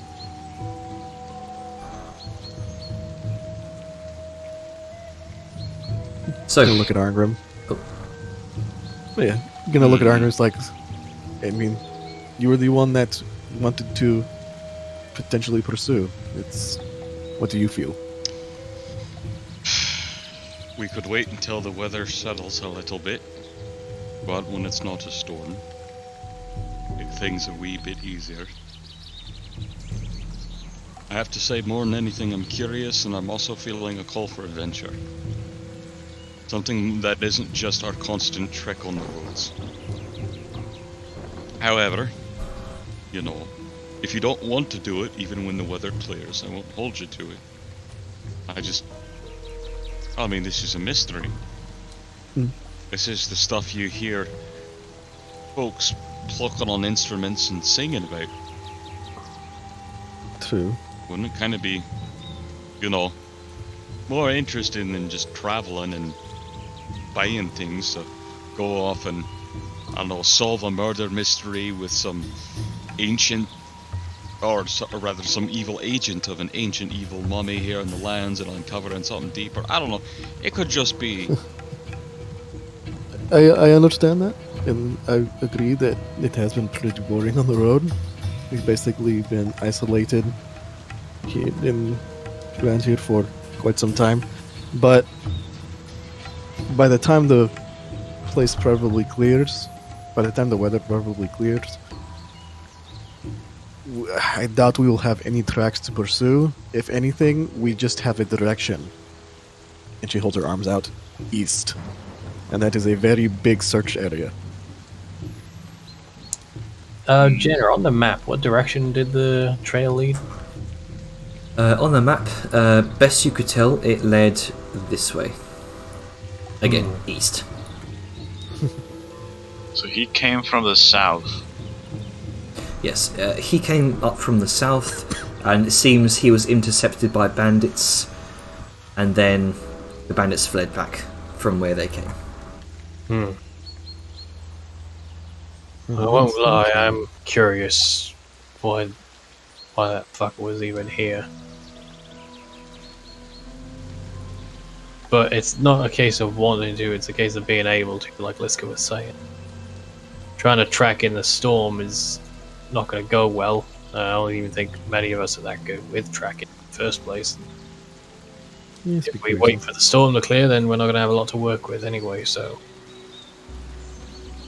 Gives a shrug.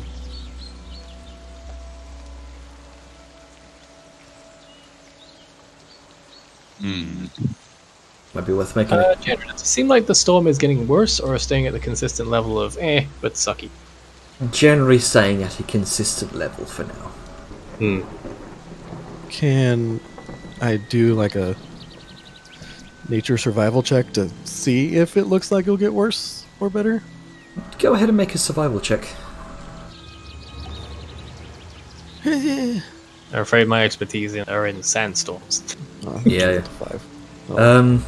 You're not sure. It's. I mean, you gather if it might be possible to wait it out, but it's hard to tell how long that will be. I will say as much. Like, we can wait out, but I can't tell, like, this thing might go on for hours. And at that point in time, we're just trudging through mud, going up and down potential mountainsides. Not to mention most tracks would have washed away by then.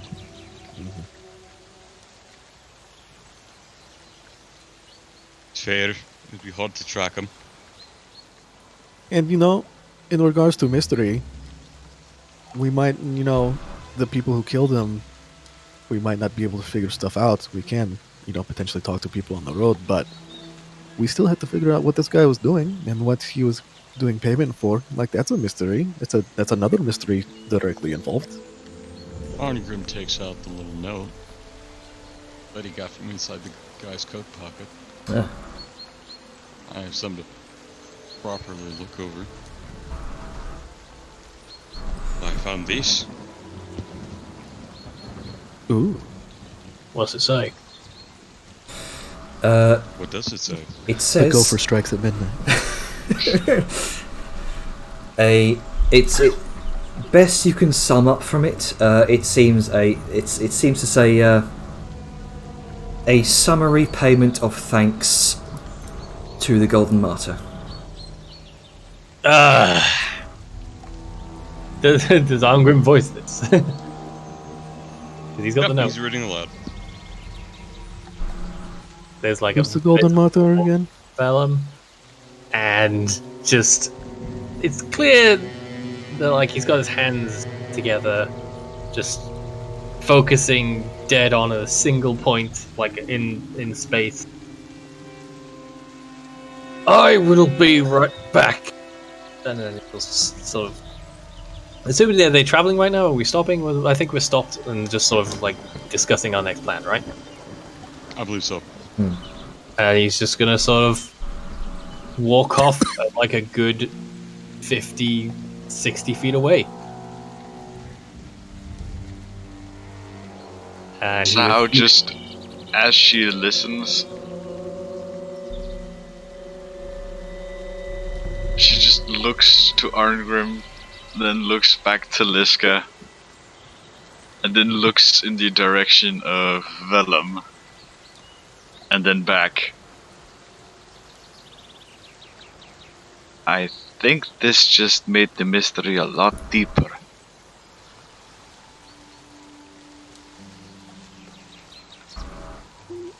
I mean, potentially.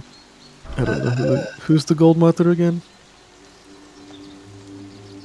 Sao just does a slight turn to Liska and with a deadpan expression states in the rather matter of fact, Balthasar. Wait, how is he martyred? He just died. He died while trying to save, or died saving, should I say, the King of Dunhollow. I mean, yeah, but none of the other people that died turned into monsters. A lot of people died in that throne room. I know, but none of them were wearing the golden armor of the cursed Ashbite King.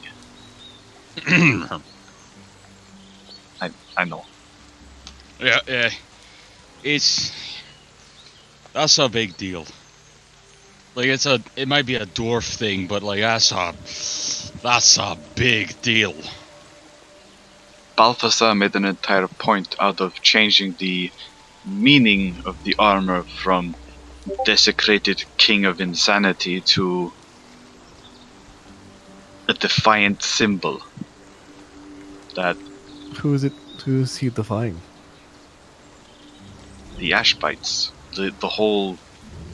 They've been dead for a while. Well, I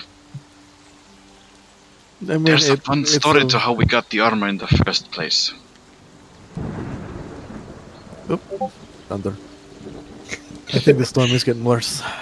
But The timing on that thunder, though. but I mean, it is what it is. Sounds like a politics thing. That's kind of bullshit anyway. So, but yeah, whatever. I mean, if people want to believe he died to the Ashbites or something, that's its own thing. It's kind of weird given the fact that we have a bunch of Ashbites now that they're on our side. So is he being defiant to them now that they're our allies?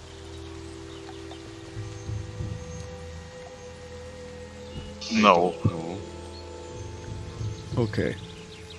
Again, this is just, it's weird. I mean, The whole thing is I never liked the guy, is but his take on changing the idea of, oh look, cursed piece of history armor, and instead of it remaining cursed, basically changing it to a giant middle finger to the Ashbites. the dead Ashbites, not the living ones. Yes. Okay. I think the Balthazar's plans are a lot grander than I can wrap my head around at times, so Obviously, she kind of gets my like, obviously, she like nudges Argus like, apparently it's still cursed given his situation.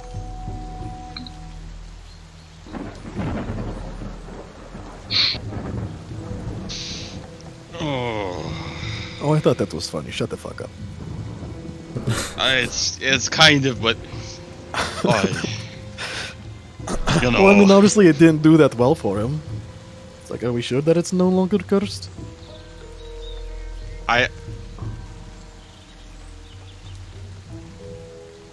There's a slow turn. He fumbles in his pocket for a moment and he pulls out the signet ring of Ashbite. No, it is. There you go. It is still extremely fucking cursed. I wonder if there's a slotty trapped in that one too. Sao sort of shrugs.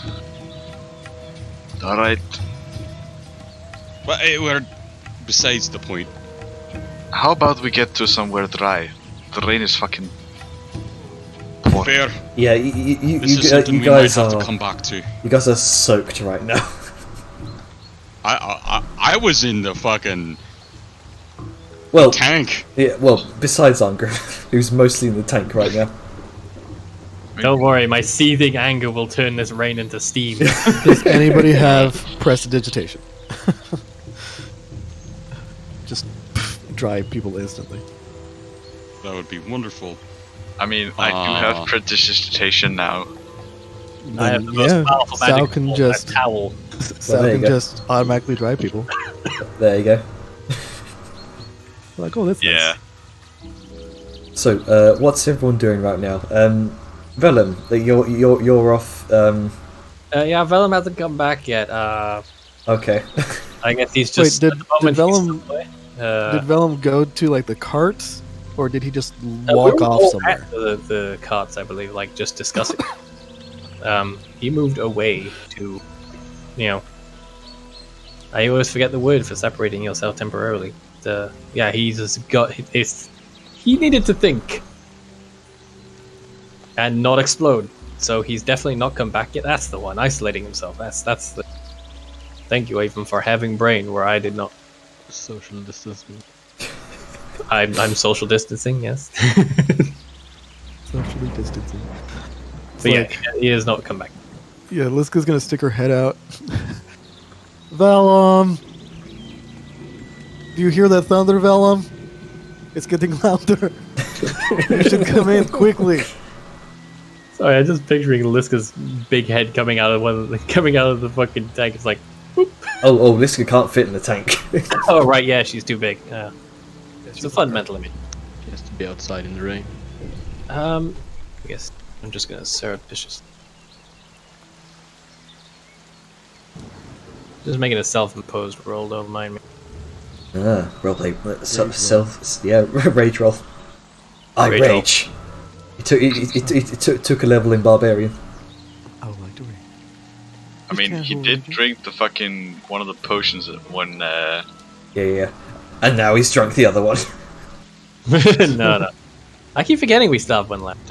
Yeah, it's in your bag of holding. Yeah, it's in my bag of holding. I just keep forgetting that I have it. Velm doesn't seem to answer just yet, and he is still out there. Alright, Liska's gonna be like, pull her head back in, shake it like a dog. And then be like, oh, wait. And she touches her earring. Vellum! You should probably come in like we've decided that Wait, hold on. And then she like looks to the rest of the group. We're moving. Are we moving on, or are we waiting to go after the people? I thought like my vote is to move on, but continue to like keep an ear out for these other travelers if they've heard anything. Well, if it came from the South City, it might have more news. So Okay. we'll head south and we'll check into the city there, resupply and do a little schmooze around. Okay, schmoozing. That is the thing that some demons do. Vellum, we have decided that we're going to move on. If you don't want to be out in the rain, you can come back.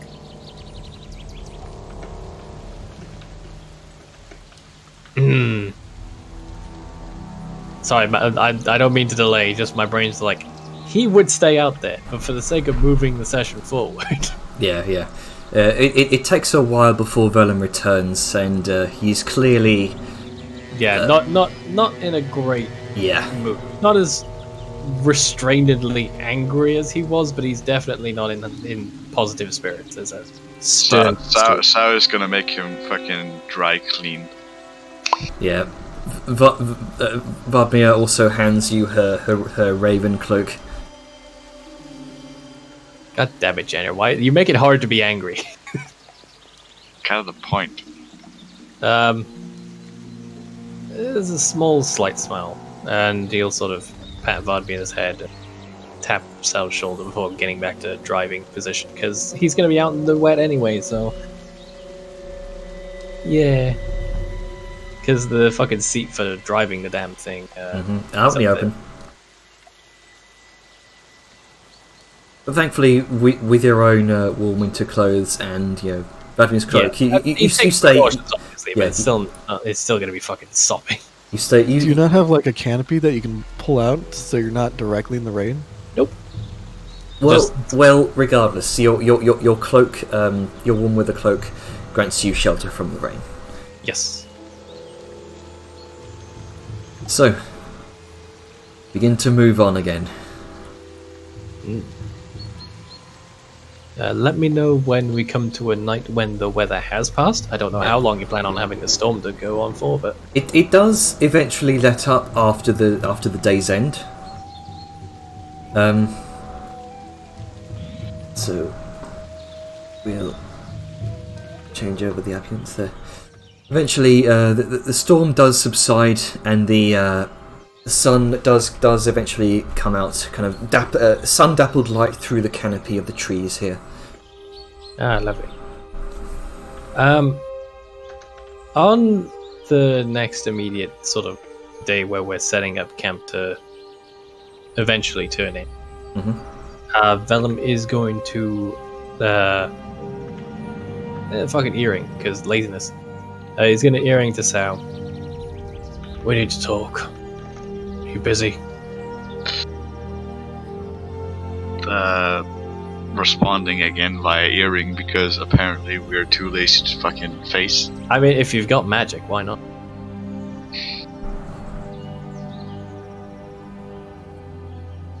Sorry, what was the response with... I'm currently reading, but what is it? It's important. Meet me outside a bit of ways. Sort of like, I assume we're like by some wooded area, or like we're obviously by the road, but like a little bit away from, so we can have it. Being weird. I mean, are we currently stationary? Well, I mean, like, I chose it specifically so that like we're stopping to make camp or whatever. Yeah. I mean, the steam hammer, stops every now and then to sort of refresh itself. I believe that's how we made the mechanics, Argram. Yeah, short rests. I have to spend my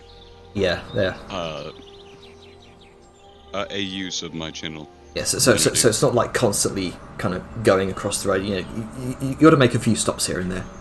Well, I mean, I figured like we'd stop at some point to sleep, so it's like, while I'm prepping things for that. I get a day's power for one of the things. So.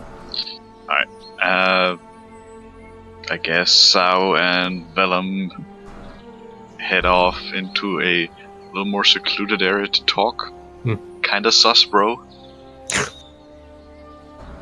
Vellum is sort of quiet for a moment, as if trying to piece together the words about to come out of his mouth.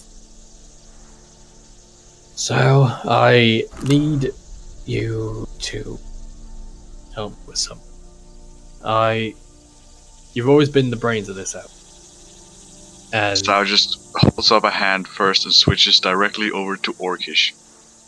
Let's do this the proper way. that does make it easier, yes. Whoops. Oh god, I forgot about this! That's a fucking old That's man. a blast in the past.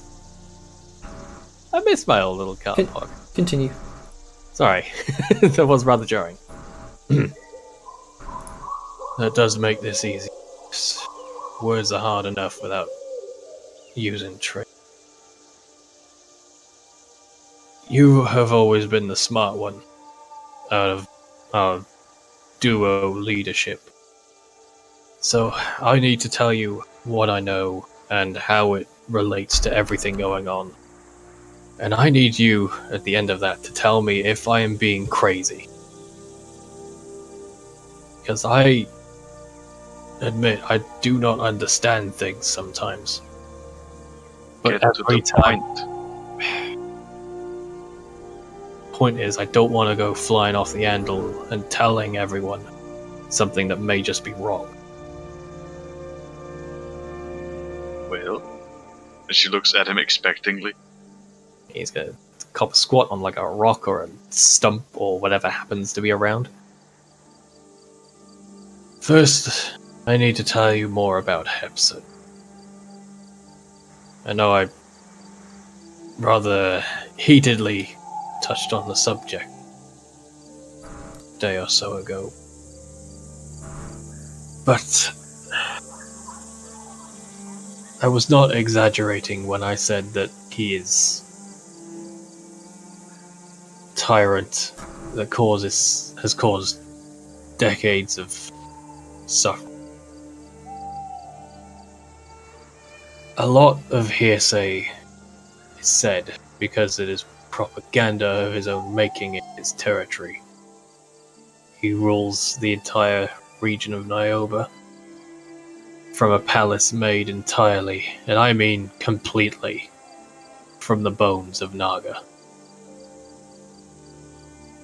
Any he cannot lie or cheat or manipulate. He kills and resurrects to serve in a more obedient capacity. Through the, I want to say, hundreds of years of his existence, he has done nothing cause suffering and further his own malicious and racist ends. His hatred for the Naga is obvious from his palace, and he does nothing more than shatter, push, and break the boundaries of life and death for his own greedy ends. His goal is conquest, and while that may not be as active as it once was, this is not for... I feel whatever he's doing is all some sick, twisted plan. He sort of like pauses, trying to recall whatever information he can, as you well know he's not an academic. And I'm also checking the notes to make sure of any also pertinent information. Sure.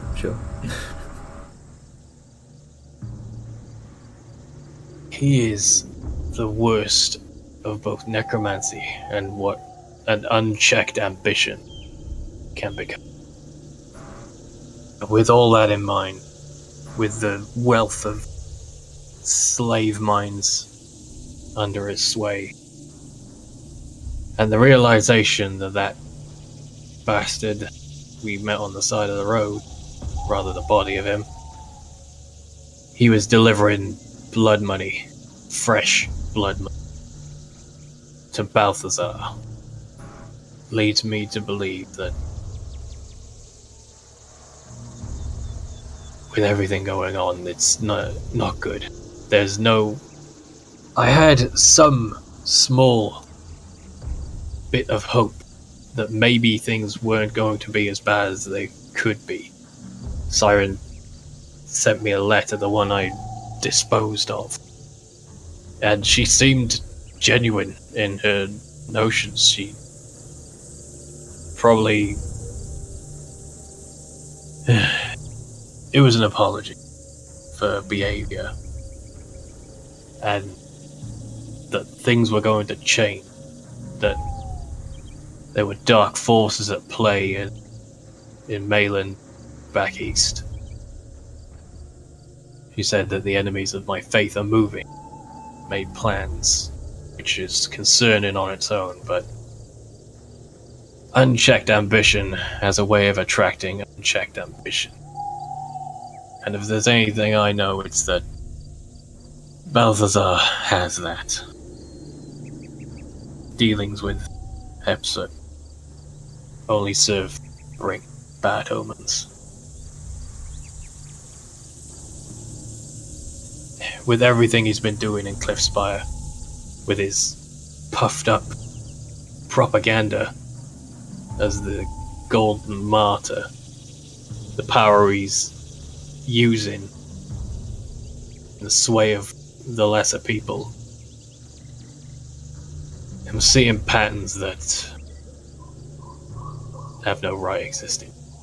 A lot of similarities with Niobe, and so at this point he's had his hands primarily just like on his head, focusing his entirety on phrasing things as clear as he can before he finally redirects his attention towards Sal. So hearing all this, I need you if I'm crazy for thinking what I'm thinking.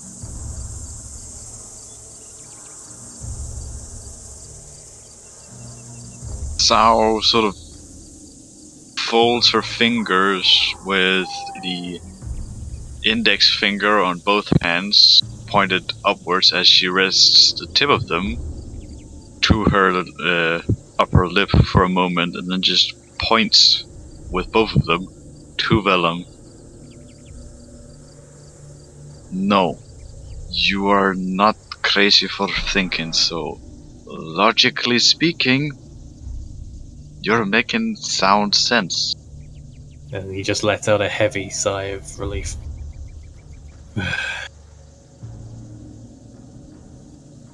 That means a lot to hear, Sal. I know I'm not the smartest man in the world, but I don't want to make any decisions or believe things that aren't true, at least in the mind of a sensible person. The one thing I'm missing here, at least from my point of view and what I know now, this gift to Balthazar from Tipped Up whatever. Absurd. Yeah. It was paying tribute, not,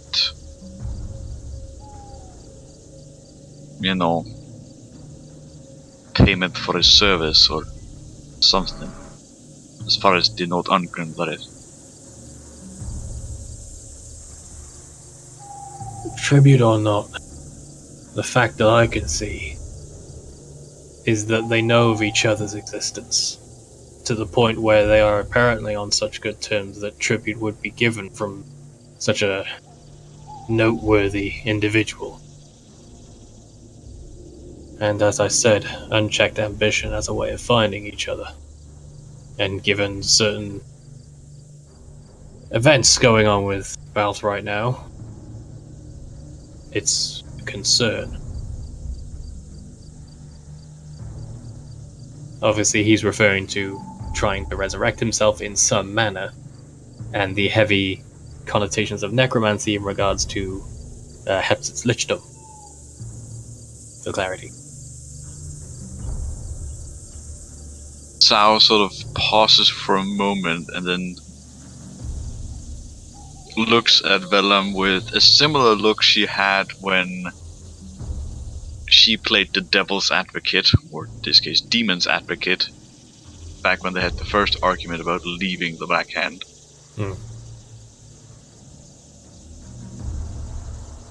May I play the Demon's Advocate once more?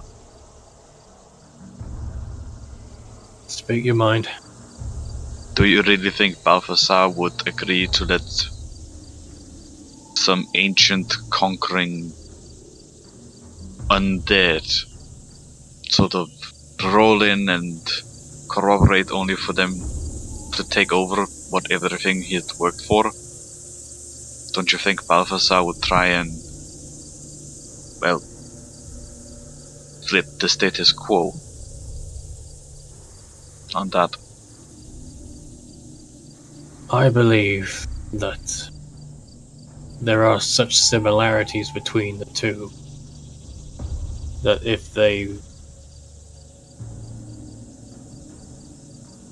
Balthazar wanted something, he would do whatever he could to get it. And while he may have his own plans about Hepsut, if he is indeed directly involved, it won't end well for anyone. I know he will be resistant to any sort of attempts at double cross, but as to whether he'd accept any corroboration in the first place, yes, I believe he would.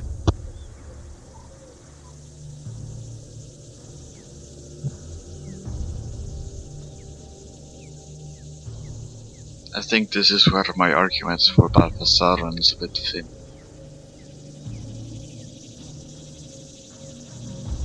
He's worked almost constantly with a necromancer with very loose restraint in some regards, and the Accord exists for a reason. I do not put it past him to work with an even stronger necromantic presence, especially one with the wealth of resources that Hepsut has. He is by nature a conqueror. He has thirst for territory and power, regardless of why he wants it. Balthazar, while not in the same situation, he has a similar thirst for power and wealth in some cases. I wanted to give him the benefit of the doubt for a while. It's ever since our talk I've been thinking on and off about it, that maybe I'm just having a bias, or maybe I'm just seeing things differently than everyone else is, but this, I can't ignore this, Sal. Blood money coming from a lich going to somebody who is convincing a town to secede from Mayland. Armed forces carting people away off the streets. Doesn't bode well. I'll have to give you a point there. It really doesn't sound that well. Balth did a lot for us early on. I'd probably be either dead or horribly injured by now if not for him, but there's only so far that courtesy extends. I was willing to do this last job for him just to square things away and then leave. This changes a lot.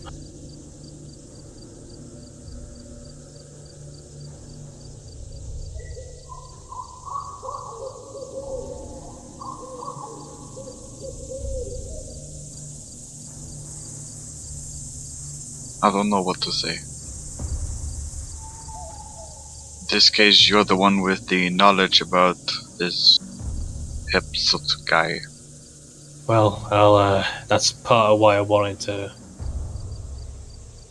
be sure I wasn't crazy before I went about my next step. I was gonna get everyone together, fill them in on everything I know about Hepsut, so then they have some context for the things we found and why I got so angry when we found them.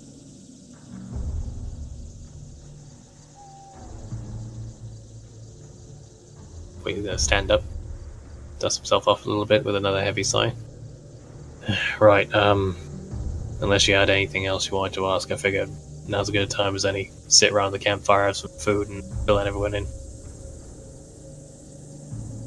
I will only give you a piece of advice before we head back. Shoot. Think very carefully about how you say things, especially to the others. Because remember, you're the one with the knowledge and history to know. These don't. I don't. I'm still trying to put together a one-on-one in my head about this, but I'll do my best. I've had time to cool off. Anything I say will be a little more informed than the fiery ramble that I was doing. as long as you can keep a cool head and focus on the details without going into personal reasons.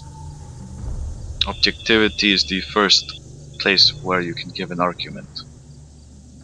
The moment you start going personal, then you kinda lose people. It is incredibly hard not to get personal with the history of it all, but I know Trust me, I can sense that. my focus is on being informed. Because anything I picked up from you is that you need information before you start applying emotion to anything. The world does not care about your own personal opinion. That's all I know. Yep. Facts are all they care about, and everything else is just fluff.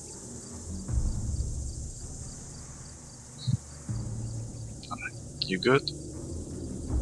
Yeah, I think I'm good. And so, thanks. I mean, we're a party. He'll sort of give a nod and like pat on the shoulder as he goes by. Okay, so presumably we'd all like have a regular thing of sitting down and eating together, right? Or are we just all antisocial? I would imagine so. You're all kind of sitting around a fire that Liska's built. Okay. So this may seem a little cheap and cheesy, but A, because I don't want to fuck it up, and B, because there's a lot of information, Jader. Could I say, for sake of expediency and not being here for an hour, that the stuff on the Hepsut handout is the information roughly applied? Yes. Because that's a chunky thing. I was reading it and just trying to pick out the key points, but it's all kind of relevant. Yeah. That is one nasty fucking face. I'll give you that. Yes, the face of trustworthiness.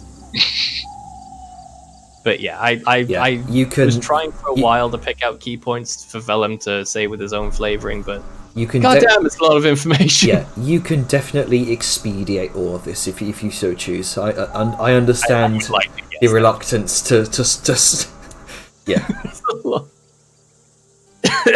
Sorry. But yes, information is applied. Yeah. And yeah, sorry. I know it's a lot to read. And just... So as you all gather around this campfire, eating your evening meat stew that Arngrim's cooked up, you all gather around and hear about this figure, this Hepsut. A long account told from Vellum's perspective. Rather, information he's gathered from, external sources. Maybe he read a book once, who knows? Yeah. But yeah. And maybe he read a book once. Miracles happen. Yeah. But no, during the entirety of this expedition, he does pause occasionally to sort of cool himself on some of the more extraneous points, especially when it comes to Kitesh and heritage and all that. Yeah, the Sun Ward can be. Yeah, the Sun Ward, the deal that Hepsut made with the Sun Ward before turning on them and turning them all into his ravagers after the War of the Undying, etc., etc. All of that knowledge. I will say that any of the stuff that might paint Al-Sham or the Kiteshian folk in a negative light might be slightly skewed. Because bias. When you're told these things, they don't really give you the facts; they give you what they believe to be. But bias is a thing. Yeah. You don't fucking say. Bias is applied, but the facts are there. So, That's why it's almost impossible to be truly objective. as much as we try, we are only human. Anyway, how do you all react to this? Sorry for making you all read. I mean, Yeah, he Sal seems sort of like an already got asshole. the short version. Yeah, dude seems like an asshole. One Not of the the kind of worst. person you'd want to associate with.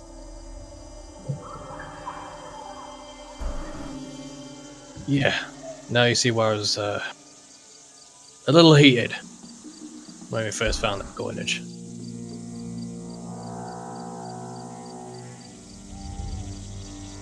Sorry for losing it a little. Okay, maybe a lot. There's a lot of sore history there.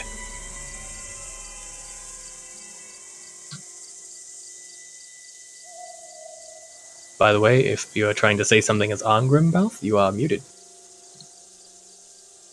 No, I haven't been. Oh, okay. Just wanted to be sure. I've just been driving away. Driving away. So what, Angrim, what did your note say again? Thanks for payment due, or what was it? What were the exact Yeah, words? can we get in? Idle in the tank. Sorry. Put the tank in idle. It was Put it in neutral and just. it was Destroy the cruise control. it was best you could surmise. I mean, this is just a summary of the words. You know, very very frilly language.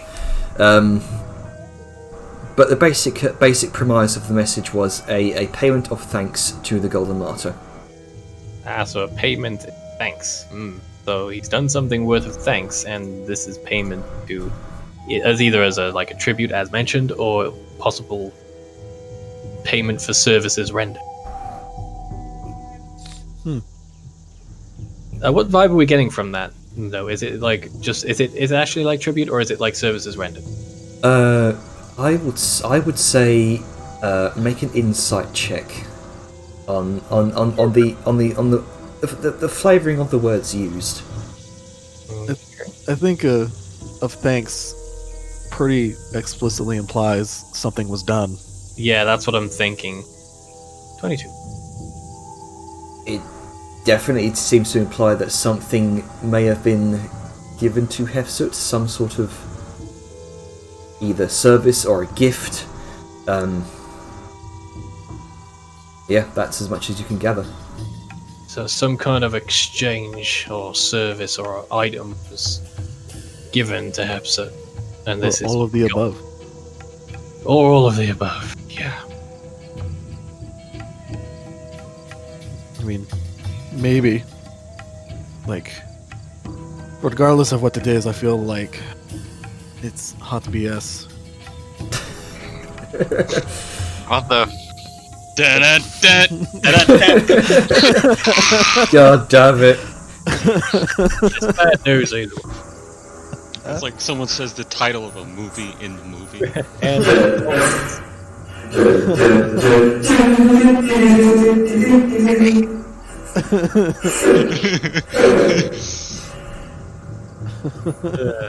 anyway, I can carry it. Inspiration. Fucking Christ. Oh, thank you.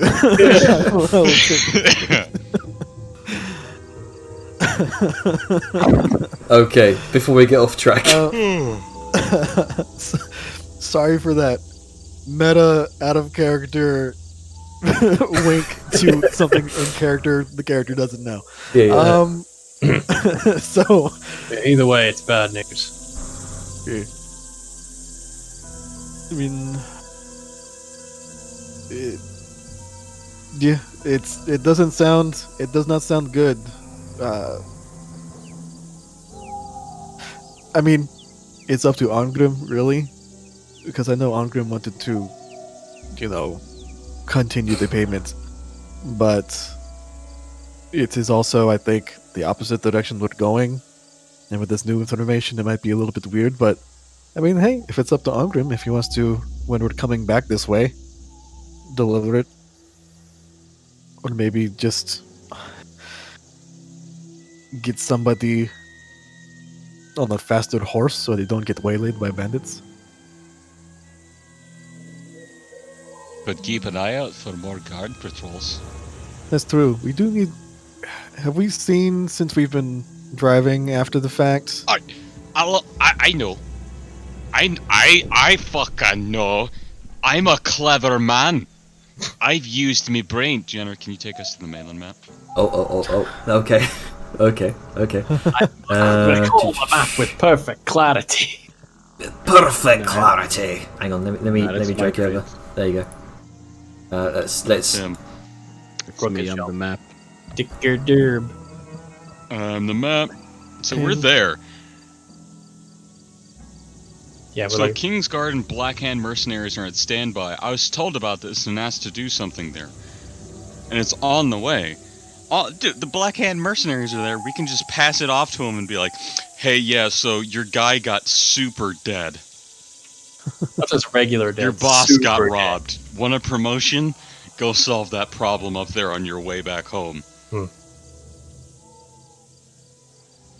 So we can just drop it off and they can do their job as, like, guards and fucking We're guard. go kill the fucking bandits on the roads. They can definitely work. I mean, yeah. Yeah. You do whatever you need. Oh, Grim, I'll not stop you. Just be careful who you go giving that coinage to. Like I said, there's people who don't look on it very well. A lot of people. Right. But I imagine those who would look on it well would be the folks being paid by the man who's supposed to be paid and not. Well, I don't think the money's going to them. And also, No. Argun, can't you do? She makes like a little wavy motion with her hands and like fingers, like, can't you make something into something else? Like, who's to say you can't just make those gold coins look like normal gold coins? I mean, I can. But does that change where the gold came from? As he turns It to really doesn't. Blood money is Just- blood money, even if you change. Even if you launder it through magic. Yeah. No, come to think of it, could do that with this platinum I've got sitting around. No, Literal money laundering. it's literally just like fucking changing. Lucy just kind of like shrugs, like, yeah, it is what it is. Like, I think the problem is Do where we- the money comes from, not what it looks like. well, I mean, you only know where the money comes from because of what it looks like. I mean, you know, people that we would give it to, we know. We know. We know. but- And he but, like- cares. Pointing at Philip. I Well, mean, if it's an It's a issue, lich giving money to a demon. I think a good few people might care.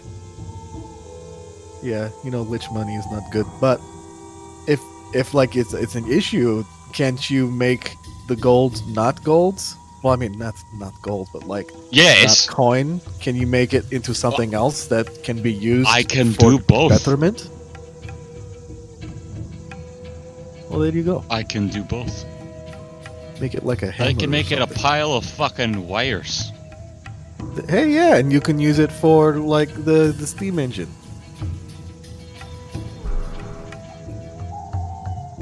I mean, I I'm have a assuming feeling if you I do have that- wires. Velm will never fucking step foot in again. Well, I think Velum's issue, and you know, if I get this wrong, tell me, Velum. But I think the issue is that it's not it's bad person giving to what Velum views as bad person.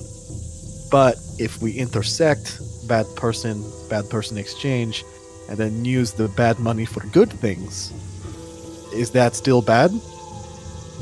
I Velum? think it's bad because it was used by slaves to get it out the ground.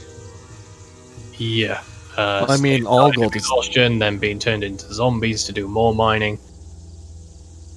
I mean, so what? Do you want him to turn it into a rock just so you can bury it again? Like, I'm trying to find a a positive way to spin this, guys, so we don't just waste money. Poor Liska, just trying to be, just trying to be the compromising here. Wait, I what, think were you wanting to Arthur's keep the idea money? of just giving it to one of them black end fucks, just letting them deal with it. There's So no How's the right plan? answer here, so Sal just raises a hand. Yeah. We could It'd be turn them kind of into arrow strange tips. if we... I call on Sal. We could turn them into No. arrow tips or bullets, so we a can. little soft for that, I think. Well, I mean, I'm gonna... No, I can Can't you turn it bless into them? other metals, but... you I'm can gonna bless them turn to them be in. undead killing bullets. That would work, right, Vellum? What if you make it a weapon to kill the bad guy? Eh? It's poetic, but again, I'm gonna Something turn that them you in. hear about on an adventure, right, Arngrim? That's your kind of shtick, right? Am I muted? Nope. No, you're not. No, people are just Liska's talking Liska's over just us. being Just Liska everyone's right now. overpowering with ideas. Yeah, Liska's in power mode. So yeah, go ahead, Atlas. He's just like, I was gonna turn him in and let him know, and have it be their problem, since you don't want to do anything, it seems. I mean, you can No, let that's- them know, but keep the money for undead bullets. Be like, your dude died. Majority of it was stolen. We've repurposed it for good things. You should find those bandits. You know, stuff like that. I have a feeling that might get some ire. Well, then don't tell them about the bullets. Just tell them about the bandits. Begins and ends with the same letters. Bullets, bandits. That's a point, but I'm not sure how you feel on that. If you want to give it to whoever and make it their problem, I'm gonna stop you. Yeah, you can repurpose it as a gift for Sal. You like gifts? You're crafting away. There's a moment of befuddlement in Venom's brain for a second that just physically chills. Sal just gives a mild look to like Liska, like it was a funny pun, but like, why? Yes, give necromantic lich gold to the orc. Bullets, not gold. What the fuck is wrong with you people? Keep up, guys. Keep up. Come on. Like, fuck, like, Sal did get that part. It was just mild bemusement at the whole prospect of, you know, crafting gifts. Right. Well, I'll just say I want no part of that gold, whatever you use it for. So I'm not gonna go stopping you doing whatever you want to do, but keep me out of it. Okay. I trust and respect whatever decision you're gonna make. Still think you should. Got a make solid head bullets. on your shoulders, so have at it. Holy. I mean, the bullets. bullets aren't the bad ideas. However, Sal can always use It's more, not- right? didn't you just make a bunch more? Not holy bullets. That's fair. Well, I plan to just drop it off when we swing by that camp. Help out the Kingsmen. Tell the fucking black lads there, hey, here's this, here's what's going on, go take care of it. And they can do their job, and we've done our good Samaritan, and I've done what I should be doing as a mountain guard and doing my responsibilities. And the deed will be done.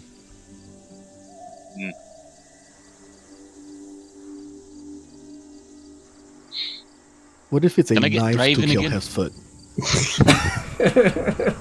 Sal just looks at Liska like, come on. What? You can It's not like you stab can him? stab him in the heart with a knife. I mean, he's a mummy, he doesn't have one.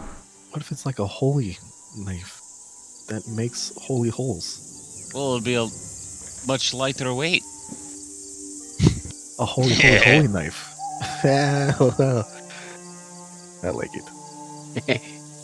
So, Alright, I'll give you a point for the pun, but Holy the idea is Can I start far-fetched. driving again? Maybe we should, keep just turn in, get going, sort all this out whenever. Okay. So, Are we camping for the night, or are we gonna go back? Vellum had brought this up like as we were having like food before bed, if that makes sense. Supper. yeah, so camping for the night, resting, then waking up in the morning and continuing the journey. Yeah. During the length of the journey, I am still keeping an eye out for anything sus in case there are like bandits and they're just jumping people on the road. But Okay. Yeah. So you all bed down for the evening, eating your respective meals, full bellies, as Angram meals always tend to promote. With a drink. Indeed. Morning comes, and you find yourselves on the road once more. So, you're keeping an eye out, yeah, Vellum? Yep. Go ahead and make me an active perception check. Sure thing. I'm okay at those. Damn. I was hoping to use the same reverse jigs as I did last time. So, throughout the next day or so, it's nothing really catches your eye. You do, I mean, beyond just a few wagons, a few carts, as you kind of crest over a hill towards what looks like grand expanses of farmland before you. Most of the forests have kind of been cleared out beyond one large set of one large forest to the west here. Down the road you're headed, the Lamanto Woods. Lamanto. But yeah, I imagine we know we're this close to a city now, so he's going to be a little less observant about surrounding stuff. Because no bandits would be stupid enough to come this close to a city. Mm-hmm. You'd be surprised. But we're not, aren't we? Maybe In the after woods? the woods, then I'll stop worrying. Aren't we? Did we get through the woods okay? We're Yeah, at the woods right now, I think. You came out, you came out, small sparse woodlands, and are now kind of entering the dense thicket of the Lamanto Woods. Also, what kind of asshole doesn't make like a fucking road here? You just cut across and then you'd have an easier transit from the east. Because You know, medieval people. Cliffs and impassable terrain are a thing. It's yeah. This is the map on like a grand scale. I mean, probably what happened was this road, like, was originally like through here, Mhm. and then they're like, "Oh, we can." Like, at what point do you cut the road to go there? Do you like cut through here? Do you cut through Either here? way, they had their reasons. Yeah, I feel like this road was probably first. Yeah. Anyway, So, I mean, this is just like the main road, the main highways. There's tributary roads are a thing. But regardless, you make your way across. Probably sticking to the real big roads. Yeah. Ideally so. So you're making your way through the Lamanto Woods, still keeping an eye out, Vellum. Nothing really catches your eye for the most part. Nice. And because you are this close to a city, there are a number of guard patrols. Most of them appear to now be a halfling, or Tiny people. rather, at least a portion of them appear to be halflings, with regular size. with sort of verdant green tabards with the crest of the Kinston Council upon them. And of course, I'm gonna make a point here, Mhm. and just say this out loud. Liska is more than 3 times taller than the average halfling. yeah, she She is pretty standing halfling out average more than the fucking tank is. well, I mean, both are pretty much standing out here as the tank. I don't think you get the point. A tank is a construct. It's like a tall wagon. Like it wouldn't catch your eye on the first glance, maybe a second. Liska, on the other hand, is 10 foot tall, built like a brick house, also clad in shining mithril. Yeah, She's this Center of attention. this whole this whole parade of this this enormous tank, this enormous armored lady with blue with horns, and the subsequent caravan following behind you turns a lot of heads across the road. A number of wagons hefting like carts of wheat, of fresh produce, kind of trundle by you and have to sort of divert themselves off the road onto the grass itself just to avoid colliding with you. A number of people carrying carts, if you will. Again, lots of eyes wandering in your position, wandering in your general area as the massive metal ram of the steam hammer just chugs through the centre of the Lamento woods across the road here. Sal just gives a brief look to Liska, and then just asks, "Do you ever get tired of all the looks?" Liska just kind of sits there, looks back, and then like stops walking for a second and poses directly at somebody, and then just like, no. You get used to it after a while. I mean, all these people are fucking tiny. Hey. There's no building. I hate to be the one to break it to you, Liska Drago, could but you're even fucking enter. tiny. How rude. Liska's probably as tall as most of the buildings. Yeah, I was literally about to say a house is a joke, but then that's kind of true.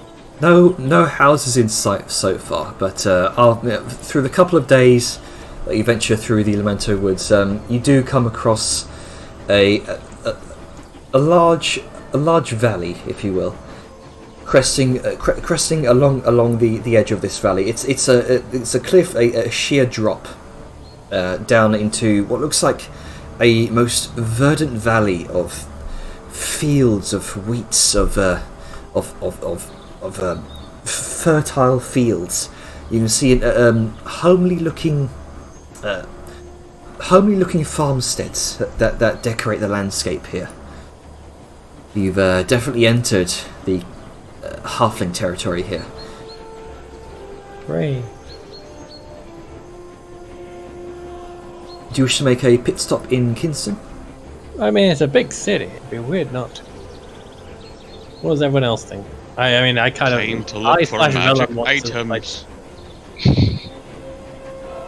By the way, have we been keeping track for how long we've been travelling? I shall definitely calculate that after this session. Don't worry, I have been keeping Please track. do. Yes, Please don't worry. Because I have little small projects I've been sort of working on in the back of my mind, but not knowing timescale for travel kind of fucked me over. Yeah, it's all right. I've been keeping track of this. I'll sort of Not a problem. As long as we can. Yeah. I don't think Velen can work on anything, sadly. You'd need to stop to do that, and we're basically not stopping unless it's like sundown, at which point he can't work anyway. Yeah. So you wish to make a pit stop at Kingston, yeah? You can. A little more than a big pit city. stop, I think. Sure. Yeah. See if stopping they've there got regardless. money. See if they've got fucking magic items to buy. All right. Check item. So, make your way through the numerous farmsteads here, which grow heavier and heavier towards the walls of the city. Now the question is Liska like Godzilla or... Most of the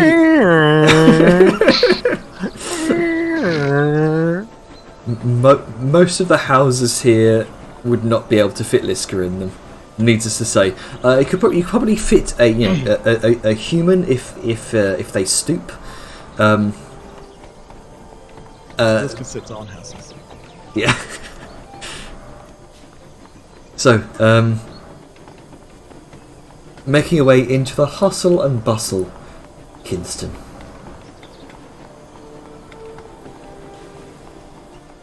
As we enter, does it seem like there's any sort of cart stable type place?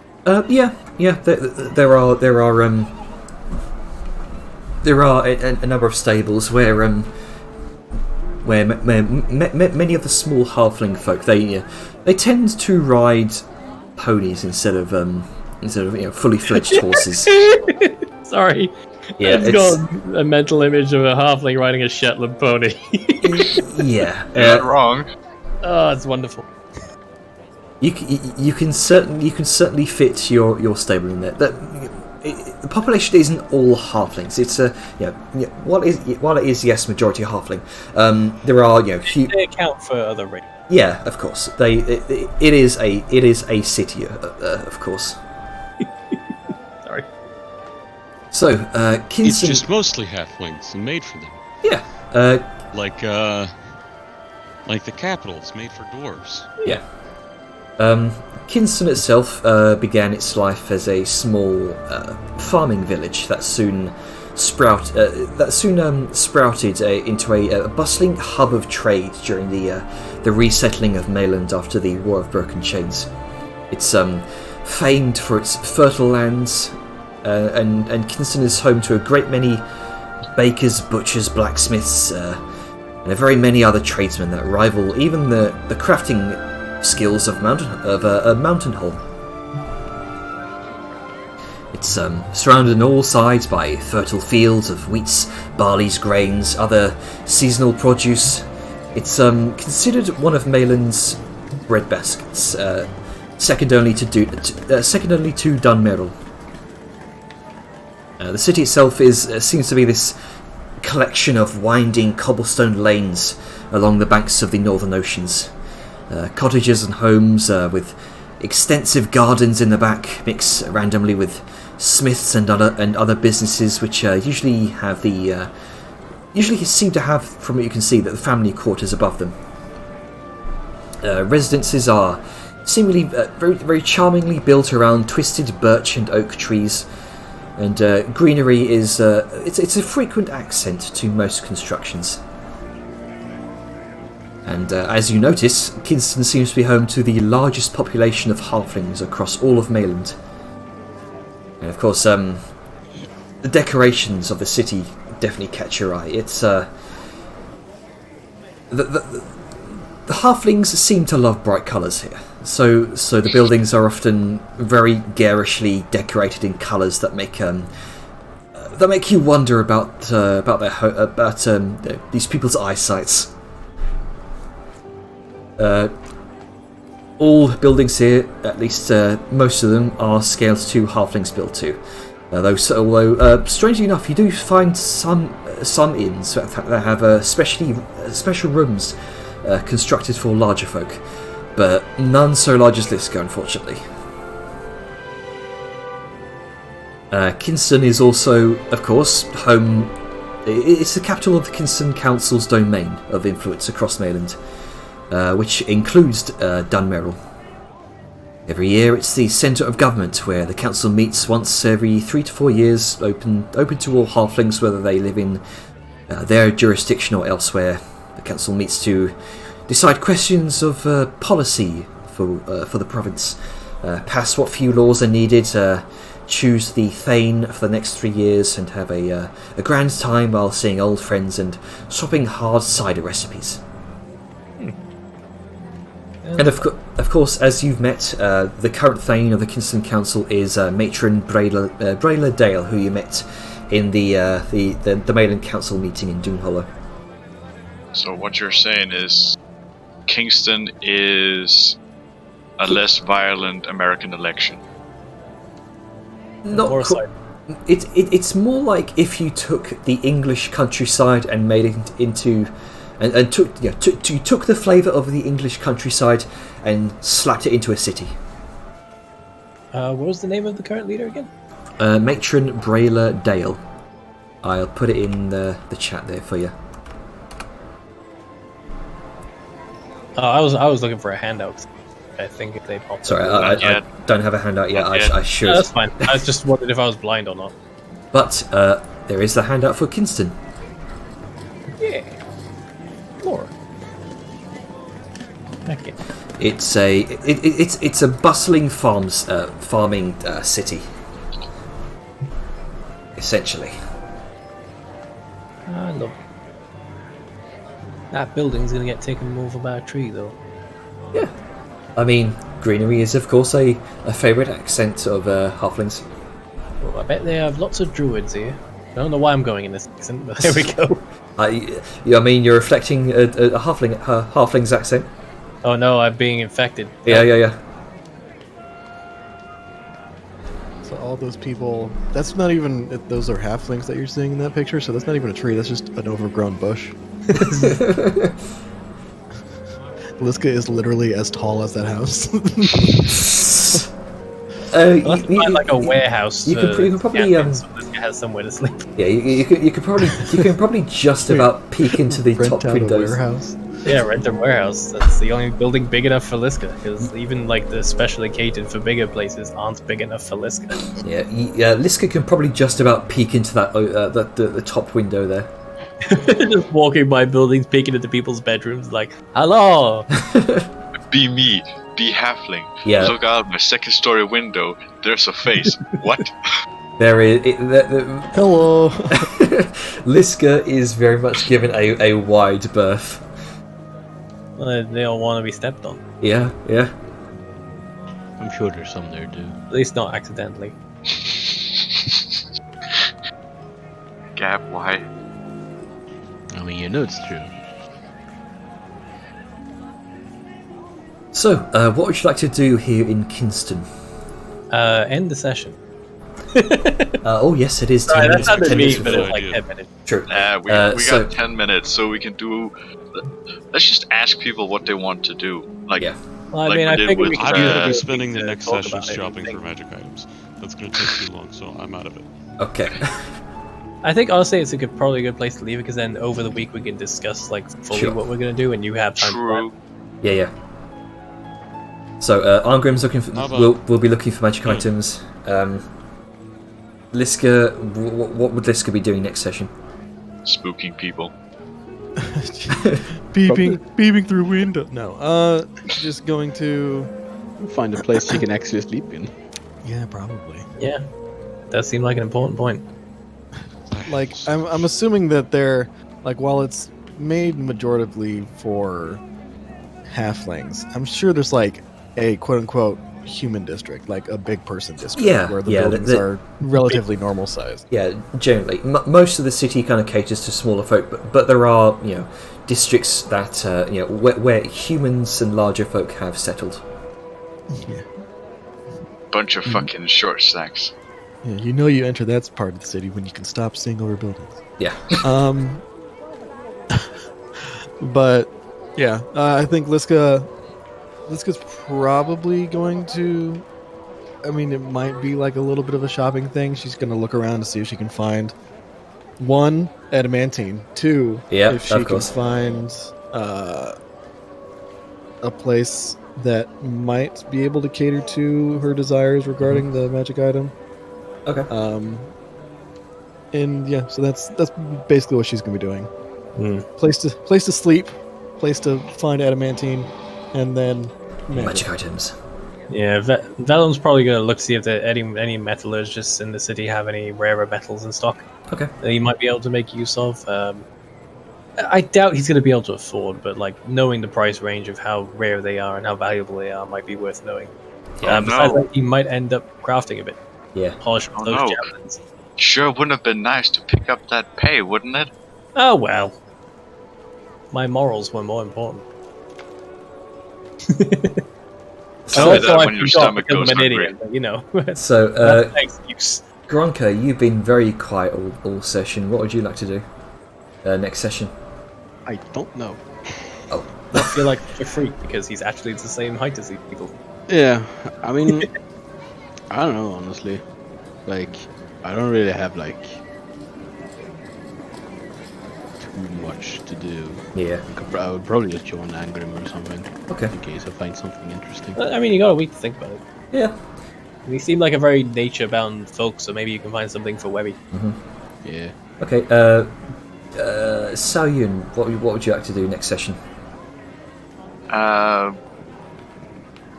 Shop for the last component of making gunpowder, Okay. and or buy gunpowder if I can find it here, All right. as well as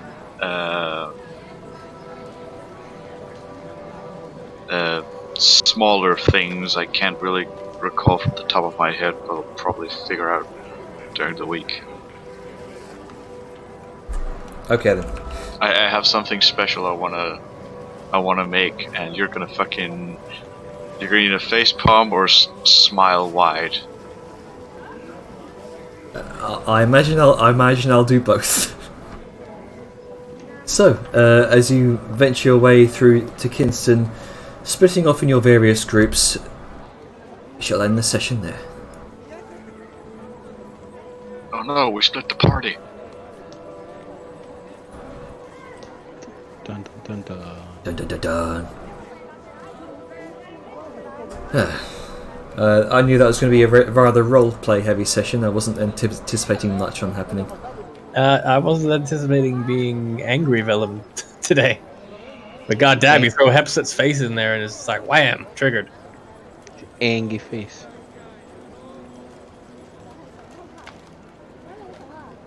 Yeah, it was fun. Yeah. I'm glad I got to be copus mentis enough to fucking roleplay properly. Yeah. Also, sorry about taking so much time with the whole talk back and forth. Same. Oh, it's Kind of fine. important. Yeah, significant character moments there. Yeah. And again, I kind of want to do more stuff with Grunka as well, because ain't gonna lie, I feel really bad. Yeah, you've been very quiet throughout this session, Gab. Well, I mean, there's not really much for Grunka to do. He's just kind of there. Yeah. I mean, I did consider having Vellum bring Grunka along for that talk in the woods, but his main reasoning was to like confirm he's not stupid, so he got the smartest person he knows. And Grunka's a good boy. He's a good, simple, straightforward man. Oh, but, thank you for reminding me, Black Spice. I'm gonna probably not somebody you bring in for the big thump. Yeah. All right. Wow. So I'm gonna.